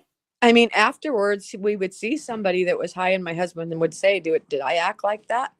Yeah, you did. And you looked like a fool. So don't ever do it again. But we would laugh about it because he was just like, I can't believe I acted like that. I can't even believe that I even did that stuff. But that was before. Now they make it out of everything underneath the kitchen sink. So their brains are just fried. And I mean, then they had this chemical you could get that they made it with. And now you can't get that great big barrels of this chemical. And now they just, I mean, even Drano, God forbid, I don't even know what they put in this stuff, but it's so bad that I know people that have been sober and they still have the tweaker moves. Yeah. Yeah. It's something. And, you know, people, you think people that would, you know, because we see all the ODs that didn't really started happening until the fentanyl, and then the change in the structure of the chemical makeup of crystal meth. But I know people who are 10, 15 years older than me who are still addicts, who are still alive doing that junk. They seen in it, because I tried it one time and I thought I was dying, but I have anxiety and PTSD and panic disorder from being abused as a child. And I tried it one time as a teenager, and that was enough for me. I went straight to my mom and I was like, can somebody take me to the hospital? I think my heart's going to beat out of my chest. It scared me to death. But I did drink. I turned to alcohol to kill the pain that I was going through, because they didn't know what anxiety was and panic disorder was back then. So they put me on heart medication when I got older. But I turned to alcohol to kill the pain that I was going through. And I quit drinking when I had a premature baby. I was beat, abused, had a premature baby. And I haven't touched a drop of alcohol in almost 34 years. I haven't touched any drug at all other than my anxiety medication. And I have a phobia of medications now because of all the anxiety meds that they tried me on. Yeah. So I don't know how pain pills, when I had cancer, they made me, it's like a wet dog, and gave me a migraine. They made me feel worse than what I did with the pain. And I don't understand how people can be addicted to that kind of stuff. Right. I don't get it. I wished I could help them, but you can't help somebody that doesn't want the help. I tried that with my husband. Yeah. And it wasn't until he was actually forced to go face his demons. Yeah. Yeah, that's what we need to do with these people. And they're, drugs aside, they're committing crimes. They're committing all these horrible crimes. They need to go. They're trying to rape girls in our Walmart parking lot in the middle of broad daylight. That's why I have PTSD, anxiety, and panic disorder. Think of what is going through that poor girl's head today. And that pain and that stuff never goes away. Right. It never goes away. I'm 57 years now. It happened from the age of 9 to 12. And then it happened when I was adult. It never goes away. It stays with you forever. It's there. And even though you don't think it's there, it's in your subconscious. And you're wondering, why am I having a panic attack right now? But it's there. It's there. No matter what, it's there. And it doesn't matter if you're male or female. And if you're sexually abused, it's there forever. And it does not go away. But they get a slap on the hand for doing this to someone, an innocent child that didn't even get a chance to protect themselves because they don't understand what's happening to them. Right. My husband was an adult that was beat, and he didn't get a voice. But think of the innocent children that are abused that don't get a voice and don't get a chance. I'm angered over this whole freaking state. I'm over you know what? To be honest, I even told Chris yesterday, I'm over this whole damn country. The whole country. I mean, people are getting away with crap everywhere. And I don't understand how and why. God, it's frustrating. I'm fat. We have a great grandbaby that got baby shaken syndrome before my husband. He was 8 months old before my husband's injury, and he's blind. He can see now, shadows. No one's in jail. This happened in Alaska. No one's in jail. And we even have the phone messages, the text messages. He was with his grandmother and his grandma's friend when it happened. His dad's mom and her friend when it happened. But nobody's in jail. Now I get to see our great grandbabies, but I worry that he's going to do what his grandpa did. Now I'm worried every day about that. Mm-hmm. I'm scared to death he's going to aspirate and something's going to happen. And I never really thought this would happen to my husband, even though his neurologist told me how high his chances are. I never dreamed of it. I never dreamed. Well, we're definitely heading in the wrong direction. Yeah, like you said, all over the nation. It's not great. We need to start looking at areas that are doing things right, that are starting to move in a better direction, or have somehow stabilized, and use those as templates. We need to be one here in Coos County. We need to be a template for other counties in Oregon, to show them that we can do it. We can work together as a community. I mean, I don't think you and I voted for the same president. Like we're coming together on this show and putting that aside because it makes sense to work together.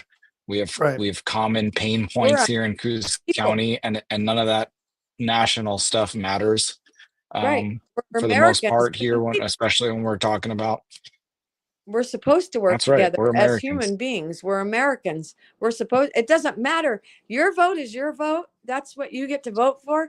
My vote's mine. But we should all stand together for what is right in this country and for our fellow Americans, so they don't have to go through what I'm going through right now, or another person does not have to lose a child. You know what I'm saying? Because of baby shaken syndrome, like we just had here not long ago. It's heartbreaking. It's heartbreaking. Or this accident that just happened. We shouldn't have to fight for these people, but we're going to have to. We're going to have to. And we Nobody also else is. need to. We have to address the fact that it's not these individual situations. It's because the entire system is broken. So we're gonna have to figure that out. That's too much for this show at this point. We'll have to. We're gonna follow your story, Melissa, and we're gonna keep in touch, and we'll probably have you back on this show. I mean, hopefully they just do the right thing, right? And this goes in the direction that it should. And we'll have happy chats about, the direction that it's going. But It's what were you gonna going to say, take Melissa? time. It's going to take time, but we're going to get there. And Chris, I call you almost every day, so you'll know what's going on from every step of the way. I promise. After I find out the autopsy, I'll call you. After everything. I mean, this is a great step. Today's good news that they're doing the autopsy, because the other day they weren't. So we're getting there, but I have it's not going to all be the easy. None of this is going to time. be easy, but that's why we got to bring in the reserves. We got to fight. You're part of an army, Melissa. We're glad to No, have you. I'm ready to fight this whole system. It's not fair. This whole state's not fair. And I don't think we have a governor that gives a damn about any of us. And I'm a Democrat. So sorry, Rob, that's who I am. But you know No, what? you're You just absolutely got right. None of them. you got None of them. excommunicated. None of the people up in Salem give a crap about you and your story. And this is infuriating, because this is the heart of what's deteriorating, not just Coos County, but every corner of this state. And it doesn't matter whether you're a Republican or a Democrat. They're all up there. They're all culpable. They're all guilty. And Right. I don't care what's after their name. RD, as far as I'm concerned, your AWOL is what should be after your name. You're absent without leave. There's nobody up there doing anything about this. Well, they're going to And hear this legislature is the same. they're going to hear my voice, because I'm not going to shut up. Good. But thank you for having me on, Chris. Thank you for always being there for me since this happened. I mean, me and my husband went with you to Mingus Park. He could barely walk. I was so proud of him for walking as much as he did at Mingus Park when the homeless were there, but they weren't there that day. I think they got a little tip. They got notice that we were coming. They Sure did. Because you could see that everything had been hosed down, cleaned up, except for the one crack pipe we found. And I think we found something else. I can't remember, but a little kid could have stepped on that. We don't even know if it was fentanyl or crack, whatever. But it doesn't take much if fentanyl to hurt anyone. You let can alone tell once the kid steps on it, whether they're running fast or slow. You can tell what truck it was. That's not. And it That's doesn't not take funny. I'm much sorry. for one of them to OD. That's the sad That's part. what I'm saying, just a tiny bit, and it's just sad. It's sad. I know we're getting a lot in Empire again, and I don't know why. And I seen the Devereaux Center today was just packed with vehicles. Packed. Let me ask you, and this may be off, what do you think Devereaux has some culpability in what's going on? What do you mean, that their facility is a part of the problem? They're bringing it, they're bringing it in to your neighborhood. Yeah. Okay. I've been here 25 years in my home. 26 years this year. I've never had a problem until this place. Now, before, I've never had a problem till this place. Never. 26 years in this house, and and they weren't always in that format. They didn't always have that riffraff crowd there after hours. That wasn't their inception. A long time ago. That's not what it was about.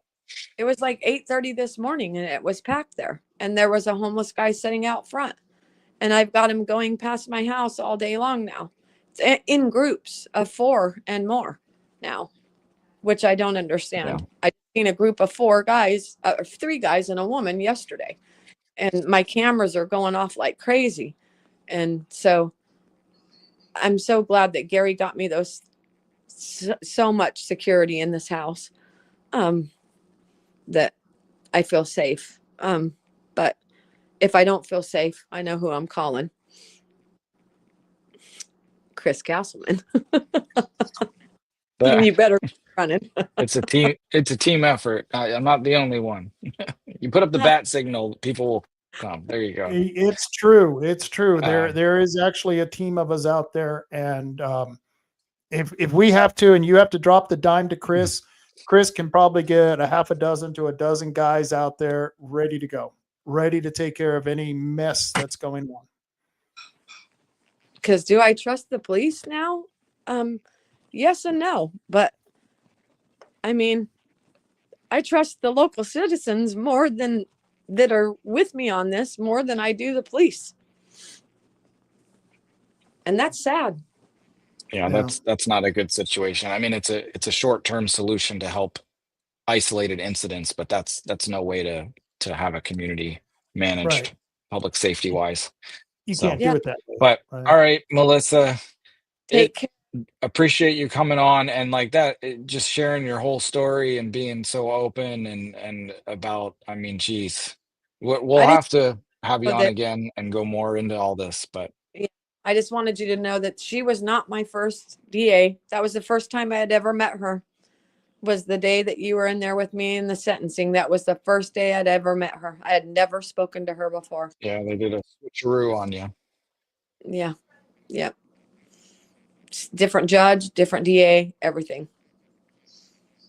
But I'm in for the fight. So Well, we're here with you, and there's a lot more people Good to have behind you you. in. There's a whole army. So glad to have you guys because I'm going to need you. I don't know how much more I can take. Take care of yourselves and keep on doing what you're doing.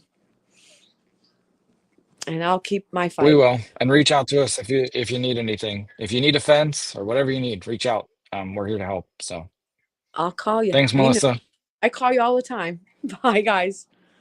Bye-bye. Alright. Take care, Melissa. For sure. Bye. See you, Melissa. Chris, This has been a long show, man. That was the most heart-wrenching hour. I think it was an hour long we've had her on there. That was the most heart-wrenching to hear what not only did a perpetrator do to her, but what the system is doing to her.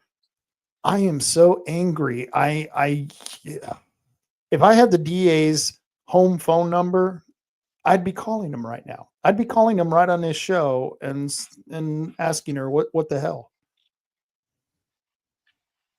Yeah, and what do we do? Like, I feel like we let them pursue the proper channels and do the case the way they should, but like at what point do we intervene? I mean, right now, again, it seems like there was a couple days there where they weren't going to do anything, and now they're going to do the autopsy, so we're headed in the right direction. But at what point do we intervene? At what point is it bullshit already that they haven't done anything? At what point do we intervene and say, hey, you didn't prosecute them for the right crime to begin with? Right. It's a mess. I don't know. I've been following this story the whole time, and there's not really. Yeah. This is shit. Well, until you hear it from her, you know what I mean? You can hear the story, but when you hear it from her, the victim, it's herself, that was just so impactful. If you don't do it, I will. You need to take a 5-minute clip of this show, because there was a point in there that, I mean, it was, you couldn't even stop listening to her. You need to take that, and you might want to just play a small clip, a 5-minute clip, and somehow maybe let's send it over to the DA. Take a look at this. You might want to see this. Here's a link to the show, by the way, just in case you're curious. They're so indoctrinated to the system, they probably shoot us back a message that we're ruining chances of a case and we should stay out of it and blah, blah, blah. Well, you know what? We wouldn't be doing this if you were doing your effing job the right way. And you're lucky we can't run for DA because we're not lawyers. But I don't know. Maybe we'll go to law school, you and I. We'll take night school, man. But yeah, I don't know. You're talking about the clip. You were talking about the clip, and it's like, I've even thought of having her on the show before, but it's like, I don't, how do you balance the like not sensationalizing something, and I'm running for office, and I honestly don't know how to balance all this sometimes. Like, how do I don't want to present her Yeah, story and make it look like I'm doing it for attention, because I'm not. And I don't know. I have a hard time balancing some of this stuff. I don't I even like totally talking get it. about the sex offender Curtis from SWAC, because Right. I don't like that. I shouldn't have to. What kind of a world do we live in that I It's a good have to point. even put this together and blast him online and blast the college? It's crazy. Do you know that just this week, or as of last week, and then now they're investigating it, they have an allegation of a sexual abuse situation, a sexual assault, with regard to a teacher at SWAC, a specific one. I'll be very ambiguous on the details here, but there is a current investigation into something that happened at SWAC, and I'll be that ambiguous and I'll leave it at that. But you know what I mean? Like, and that's not entirely my doing, but it's because of people who cared and wanted to get the truth out and wanted to get to the bottom of the truth. And that's, where are our leaders? Where is our press? Where are the people in our society that are supposed to be doing this? You know? Right. Um, Right. Because it shouldn't I fall just, on the and how do I shoulders. balance that? Well, you know, it's not like we're making money off of this. You know what I mean? If you and I were like on Fox News or any of the major medias and we were making money on it, sure, they exploit it, but we're doing this out of our own pockets. You know what I mean? Nobody's paying us to do Yeah. this. This is our own time and our own effort. And it's because, like you said, we're mad as hell. I'm so angry at listening to what this lady said. I want to go down and egg the damn courthouse. You know what I mean? It's just, I want to take watermelons and throw it through the windows, and I would probably get 36 months for that. I'm just, I'm it's, disgusted. I'm angry. yeah. But that's what I'm saying. If we didn't do this, if we didn't go on the news, if we weren't, not on the news, but on media, if we weren't out there in the public doing this, I think that's what I would be doing. I think I would literally be doing very violent, antisocial stuff if I didn't have this release to come on here and scream at the world. And I'm so glad Melissa came on to scream with us. That was Yeah. beautiful. The primal scream. That's what we should do instead of doing the moment of silence at the commissioners meeting, we should do the moment of primal screams. And we all Primal scream. You can let it out. just let it Yeah. out for a minute, That's and funny. then we'll What a start the concept. meeting. I think that would be I cool. don't know, man. Like, it's one thing we talk about URA and research political stuff and analyze it, and I like all that. We have candidates on here, and that stuff makes sense to me. And then this stuff, like Melissa's story or the Curtis Buell sex offender at SWAC, it really gets me, because it's like, we live in a society where politicians take things and run with them just to gain power, just to gain notoriety, right? And then they use that and they get in those positions of power and they profit immensely from it.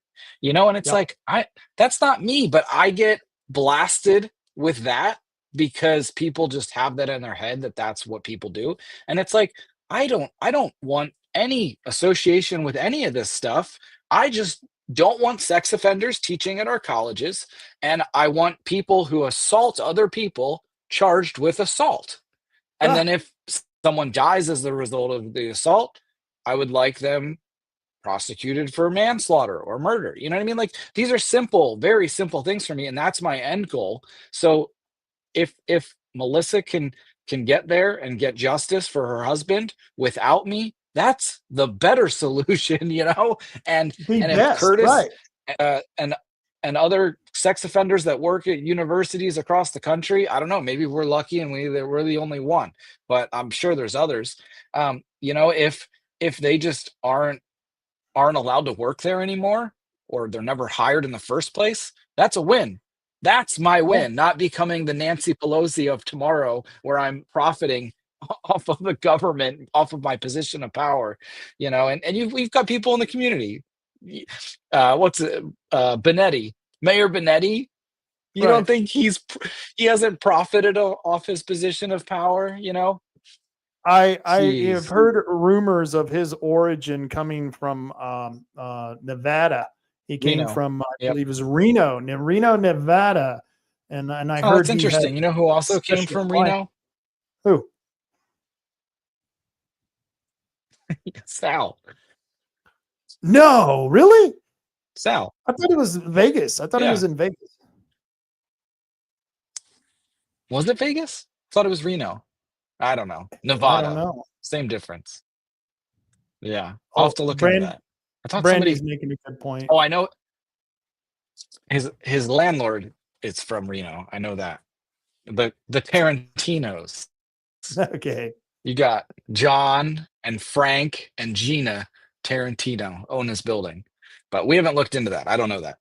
What does Brandy say? Seriously, if they just do their job, we can all go back to enjoying our hobbies, right? Seriously. Yes. I could have been out gardening today, and it's been such beautiful weather.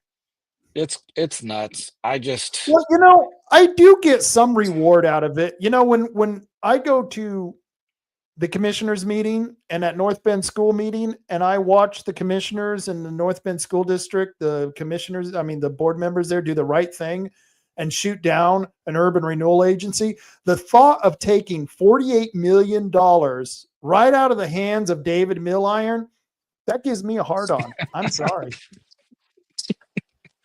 That's a fucking thrill. Those two words in the same sentence. Yeah, that should never be used, but yeah, it did. I got really excited. Boy.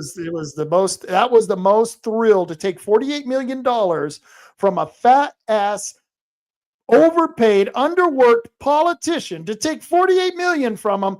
That was beautiful. That's almost as good as watching Trump kill the wind turbines, which cost the wind turbines about $200 million. That's beautiful. That thrills me. Nice dick joke, Rob. I try. And I don't mean to mess with the queen. I know that's your lane. The queen. Oh gosh. I am privileged to know you people. I really am. I am too. I was thinking the other day, someone online alleged like, oh, he was ran out of California or whatever. It's like, first of all, I'm not from California. I'm from Pennsylvania. I was in California for a few years. But anyways, it's like, California. And I worked for companies for a couple years. Like I had coworkers, good friends, stuff. And I met a lot of really nice people. I was in trail running and I met some really people I'm still friends with to this day. But I never once was told by any of those people that they were glad that I moved to their community. And I have heard that here so much. And I don't know how that sounds. Does that sound like I'm tooting my own horn? I don't know. But the point is, we live in a community that is grateful for people like you and I. And that is such a blessing. We live in a community that values community and a diverse community, which is weird because then you hear like, oh, DEI. No. When I was in California, holy smokes, DEI. Like they are smoking the DEI. And they don't actually value community. They value this weird, twisted, bastardized version of their utopian, but it's really dystopian community. That's what they value. And it's not real community. And that's why I never was thanked for being part of their community. Not once, never, no one. Actually, sorry, I take that back. At the very end of my time there, I was invited to a Republican Party event, and I wasn't Republican. I don't even think I was registered to vote, probably. But they invited me because I stood up against the mask mandate and the vaccine crap, and I held my ground and fought for people who didn't have a voice. I created an environment with my restaurant where people could feel welcome in that time. And they invited me as like a guest speaker. And it was like, what? Me as the get like you what? So anyway, so my point is it's California, like, geez, You guys are messed up. You guys don't. Anyways, so that's why I ended up Yeah, here. People want to know. People always ask me that because I run for office, right? Like, why'd you come here? You Californian? I'm not Californian, you right. know? So God, I'm so anyways. glad I never lived in California because yeah, I'd hate to. And they can't really say much about me. Oh, New Mexico, you came here from that fancy New Mexico place. Is that even a country? Are you a foreigner? Yeah, buddy. New London I is drove foreign to through New me. Mexico once, and I think the whole time across the state there was like one gas station. And it was like That's New octane Mexico. 82. And I was like, can I even put that Yeah. in my van? Is that safe for consumption? Oh yeah. Uh, Oh, wait till you were probably on the I-20. What is it? I-25 or I-40 that goes east and west. I forget it which. was the lowest, the most southern road we could travel. It was right along the wall. I don't know what road that The was, but border. yep, So you you could were on see the the border. border So you almost the went whole through Las time. Cruces. Oh, so you went through Las Cruces. Did you hit White Sands? I don't know. I can only remember like one town. Yeah, And it that's was, New and when I Mexico. say town, I mean like a gas Yeah, station and one other building. So it was, yeah, yeah. that's because we're all hiding out in the desert. There you We're go. desert critters. And no, yeah, Uh, that's a trip. But wow, this has been a wild show. This has just been weird, man. It's just it's gone what did I really text you when I asked if you wanted to be on the show? I said this was going to be short, and I really don't have short. anything for the show. I'm going to talk about a few things, maybe, but it was going to be short. This is Yeah, it says crazy. I was going to try and keep it short, talk about Melissa's husband dying from the skateboard assault, give an update on Swak Pedo, try not to talk about you know who. And I thought, wow, this ought to be great. 30 minutes and we're out of here. 3.5 hours late, 4 hour. It's 10 o'clock, Chris. Your wife hates you now. Did you know Uh, this? yeah, yeah. And the reason I didn't want to talk about you know who is because he doesn't matter. He No. does not. He's and he's so stupid. He's such.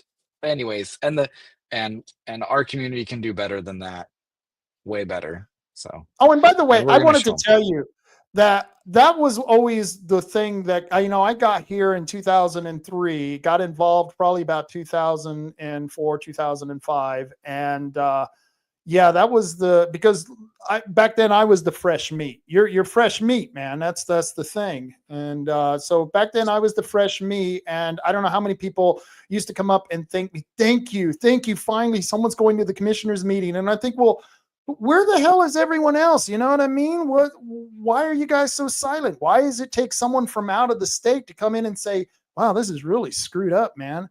It was just mind boggling, but it was like, I was like a new bag of chips or something for Coos County. And it was fun it's fun because people thank you for it and they do appreciate it, no matter how much grief I get, because they don't matter. All of that don't matter. The weirdos, the freaks, the leftists, none of that matters. And I appreciate the people who support us. Yeah. Well, I do. I'll briefly mention it. So I looked at Mary Gedry, right? She has this site, Oregon's Bay Area. It's like her Facebook page. She bought it from this other guy. Uh, but anyways, so she's got this page. She's doing a crazy job. Like, I gotta give her credit. She's getting a lot of cred out there in her community. She's like crazy liberal, far left, and she has hit some note with people, and she is resonating, and she is getting a ton of traction and followers, and which is neat. But here's the thing that I find really creepy and wrong. She's presenting it as a community page for the Oregon's Bay Area, for North Bend, Coos Bay area, and that's wrong. You're playing off the presentation that you're like a Bureau of Commerce, like travel Mhm. oriented website. And that's what Sal does too. He creates these pages like called Coos Bay Area, Oregon, and he created the original Oregon's Bay Area, and he has like coastal Oregon, and these people, they're sick. That's deviant. Okay, you're creating these pages, and what they do to start gaining traction is they put out like little things like, oh, like the other night, oh, there was a power outage. Okay, 2 hours later, oh, it was the power outage was solved, and there's this event happening tomorrow, right? And they try and pretend they're a community oriented page, and all they're doing is trying to pictures. Yep. Here's a picture of what the current status is at the boardwalk in Coos Bay, right? So they do all these things that try and paint themselves as like a neutral version of the area so that you attract these people and attract them in to gain power. And then you bastardize and abuse that power. It's abusive. That's abuse. You're manipulating and abusing your power that you've garnered to project a message and propagandize people with your political far left leaning views. And that is so deviant. And it takes a certain type of evil to purposely do that. It's one thing if you've created like a newspaper, a mostly neutral news organization, and because you can't help yourself, you have a bias and you have an editorial page or whatever, right? Like that I can understand. This is a whole different version. This is deviant. Yeah. They maintain these pages as if they are community-based, community-oriented pages and project extreme left puke onto people. And it's, I don't know. Does that make what sense? kills me, Chris, is that there are people who are from other areas who go on those pages and then they think we're a bunch of leftists here. You know what I mean? They think, oh, Coos County is a bunch of leftists without realizing 60% of us voted for Donald Trump. But that's what they want. They want to keep people away that would be detracted by that, and they want to attract left people because they're deviant. They don't actually care about community or about diversity. They believe one thing and they want everyone else to believe that same thing, and if you don't believe it, they don't think that you deserve to live in their community. And that is so sick and so deviant. And you know what? Those people, I think they'll never change. Somebody who has that in their heart, somebody who has that as part of their soul, who would do that purposely, is stuck. They're stuck like that their whole life. They have a demon in them. They are so evil that they won't change. But what's worse is that you have people around them that enable them. Like you have people like Drew Farmer and other people who buddy up on that to use that power to harness it and to volley off of it, and that's crap. That's shit. And then they don't call it out. Drew Farmer has distanced himself from Sal and Mary Guidry. He's even like, he'll privately tell me that they're crazy and cuckoo. I've emails to show it. I've talked to him about Mary Guidry. He's like, you think Sal's bad? Mary Guidry is far crazier. Like that's what he said to me, right? But he won't say that stuff in public and he won't criticize them. And I think that's worse. I really do. I do too. Because as much as I don't appreciate Drew's politics and the crap he is, I don't think he's on the same level of demonic evil as Sal and Mary Guidry. And I'm not saying that because I disagree with their views. Honestly, I don't even know what their views are because they spend so much time spewing garbage that you could never have a constructive conversation with any of these people. And I've tried with both of them. Mary, I've gotten a lot further. We sat down and had lunch once, but you can't get anything of substance because they're not authentic people. No, you can never get anything out of them. So I don't know for not saying that we'll say anything about these people. There we go. But you know what the thing is what you described, what they're doing, they're accusing us of. That's exactly what they're accusing us of, but I don't see us as being deceitful. We don't have a website that says Coos County, the Funville, whatever, or Coos County, the Southern Oregon. I do have the Coos County Citizen Council.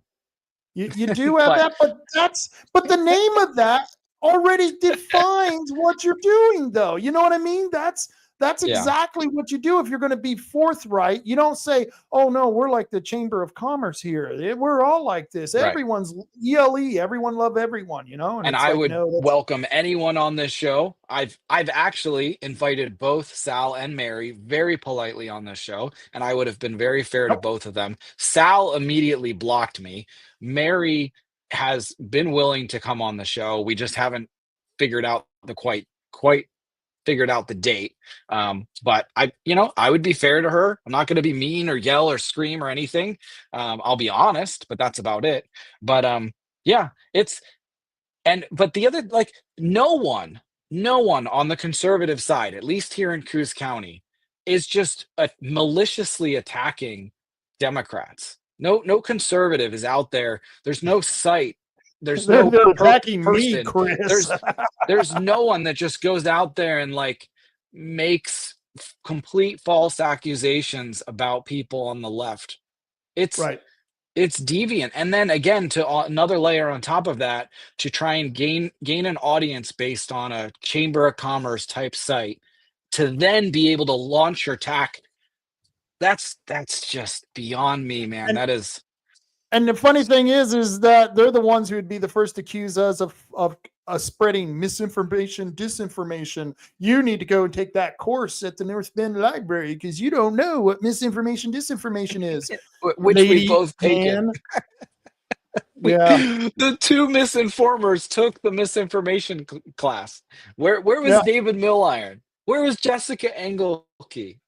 Oh gosh, that's a good question. Where were all those people? Damn. I mean, and the people who were there, they weren't my normal crowd, but I kind of found it kind of interesting to talk to different people. You know what I mean? It's like these are people I'd never agree with anything, but I kind of enjoyed that part of it. Because I didn't like the weird tension in the room. Well, you created the tension. You showed up late, and we were all getting along. We were all having a good time, and then you had to come in and ask some damn apple and oranges question. I did. I just was blunt right away. Right away. All right. I'm like, I'm sitting there thinking, okay, do I go along with Chris on this one, or do I go, oh, that Chris Castleman, he's such a troublemaker. We should get him out of here. You know what I mean? It's like I wasn't sure how to play that. I was on your side both ways, but you know what I mean? It's like you want to ingratiate yourself to the people you're trying to, I don't know, figure out what their kink is. And that would have been a great way because we could have united against you, the damn apple and orange guy. How dare you come in here with your apples and oranges asking somebody who can't even figure out what sex they are about misinformation? What was it? Is biological sex, are you capable of determining it with science or something? Is it scientifically verifiable? And he goes, yes, with a caveat. One caveat. The caveat was culture. Depending on what culture you're in, it might not be. Because facts change. Oh God. Facts change if you're a Muslim, I guess. If with culture, yeah, with culture, facts change over time. Which was weird because he acknowledged that they were facts. He acknowledged that they were facts, but when I asked him about, is there an objective truth? Oh, we can't get into that. But isn't a fact an objective truth? I mean, doesn't the fact it's bad. That's bad. Yeah. I don't know. Wow. I'm going to get the hell out of here. I got to get a drink now. We did it, dude. High five. We hit 4 hours. This is there we go. This is the longest, high five most like ridiculous white people. show. Hey, don't race me. don't assume my race. No, what if I identify as Indian? Don't assume. Don't assume, man. That's misinformation. Well, anyways. Okay, that's like when we were asking the guy, she of that teacher, asking her, we were both asking her to come on the podcast and stuff. And she goes, well, I'm not sure what to expect. And I said, well, I have no expectations, which is true. why would you expect anything? You already have a predetermined outcome just because Chris is asking about apples and oranges and I'm asking about objective truth. All of a sudden, you're gathering all kinds of misinformation, disinformation about us just on your own bias, lady, man, whatever. It would be All an right. interesting show, but I doubt he would ever do it. Yeah. See, I'm so confused. I'm so It's just confused. wrong. But Yeah. who knows? Yeah. All right, Rob. Very cool. Appreciate you, man. Appreciate No problem. everything you do and Appreciate you too. co-hosting with me today. Pinch hitter. And Melissa, Brandy, Jeff, Mary Louise Castleman is on there. Oh my gosh, my mom is watching 4 hours into She my says hi. show. That's Was that crazy. Chris's mom? From the Mary East Louise. Coast. It's Mom, it's 1 a.m. Please, Oh, Mary Louise, send the she's a- baby pictures. We want videos. We know there's bathtub videos out there. That's funny. She does a night shift. She's a janitor for the the high school right across the street from our house growing up. So I think she gets off at it's like midnight her time. So Wow. Yeah. That'd be a kind of a cool job. Because you it's get to go in after the 3 kids to are midnight there. or something. Because when the kids are there, It school would be sucks. creepy. It'd be like dead quiet, all the lights off to save power, probably. And wouldn't you go through all the Yeah. teachers' personal drawers and stuff, look in their locker? Ooh, what is it? Oh, look what this teacher has. Ooh. I couldn't help myself. I would be. It's okay, Mary Louise. It's all right if you don't. I understand. I'm not that good of a person. I tell you. Oh, geez. That's funny. All right. All I right. got to go, man. You take care. See you, Rob.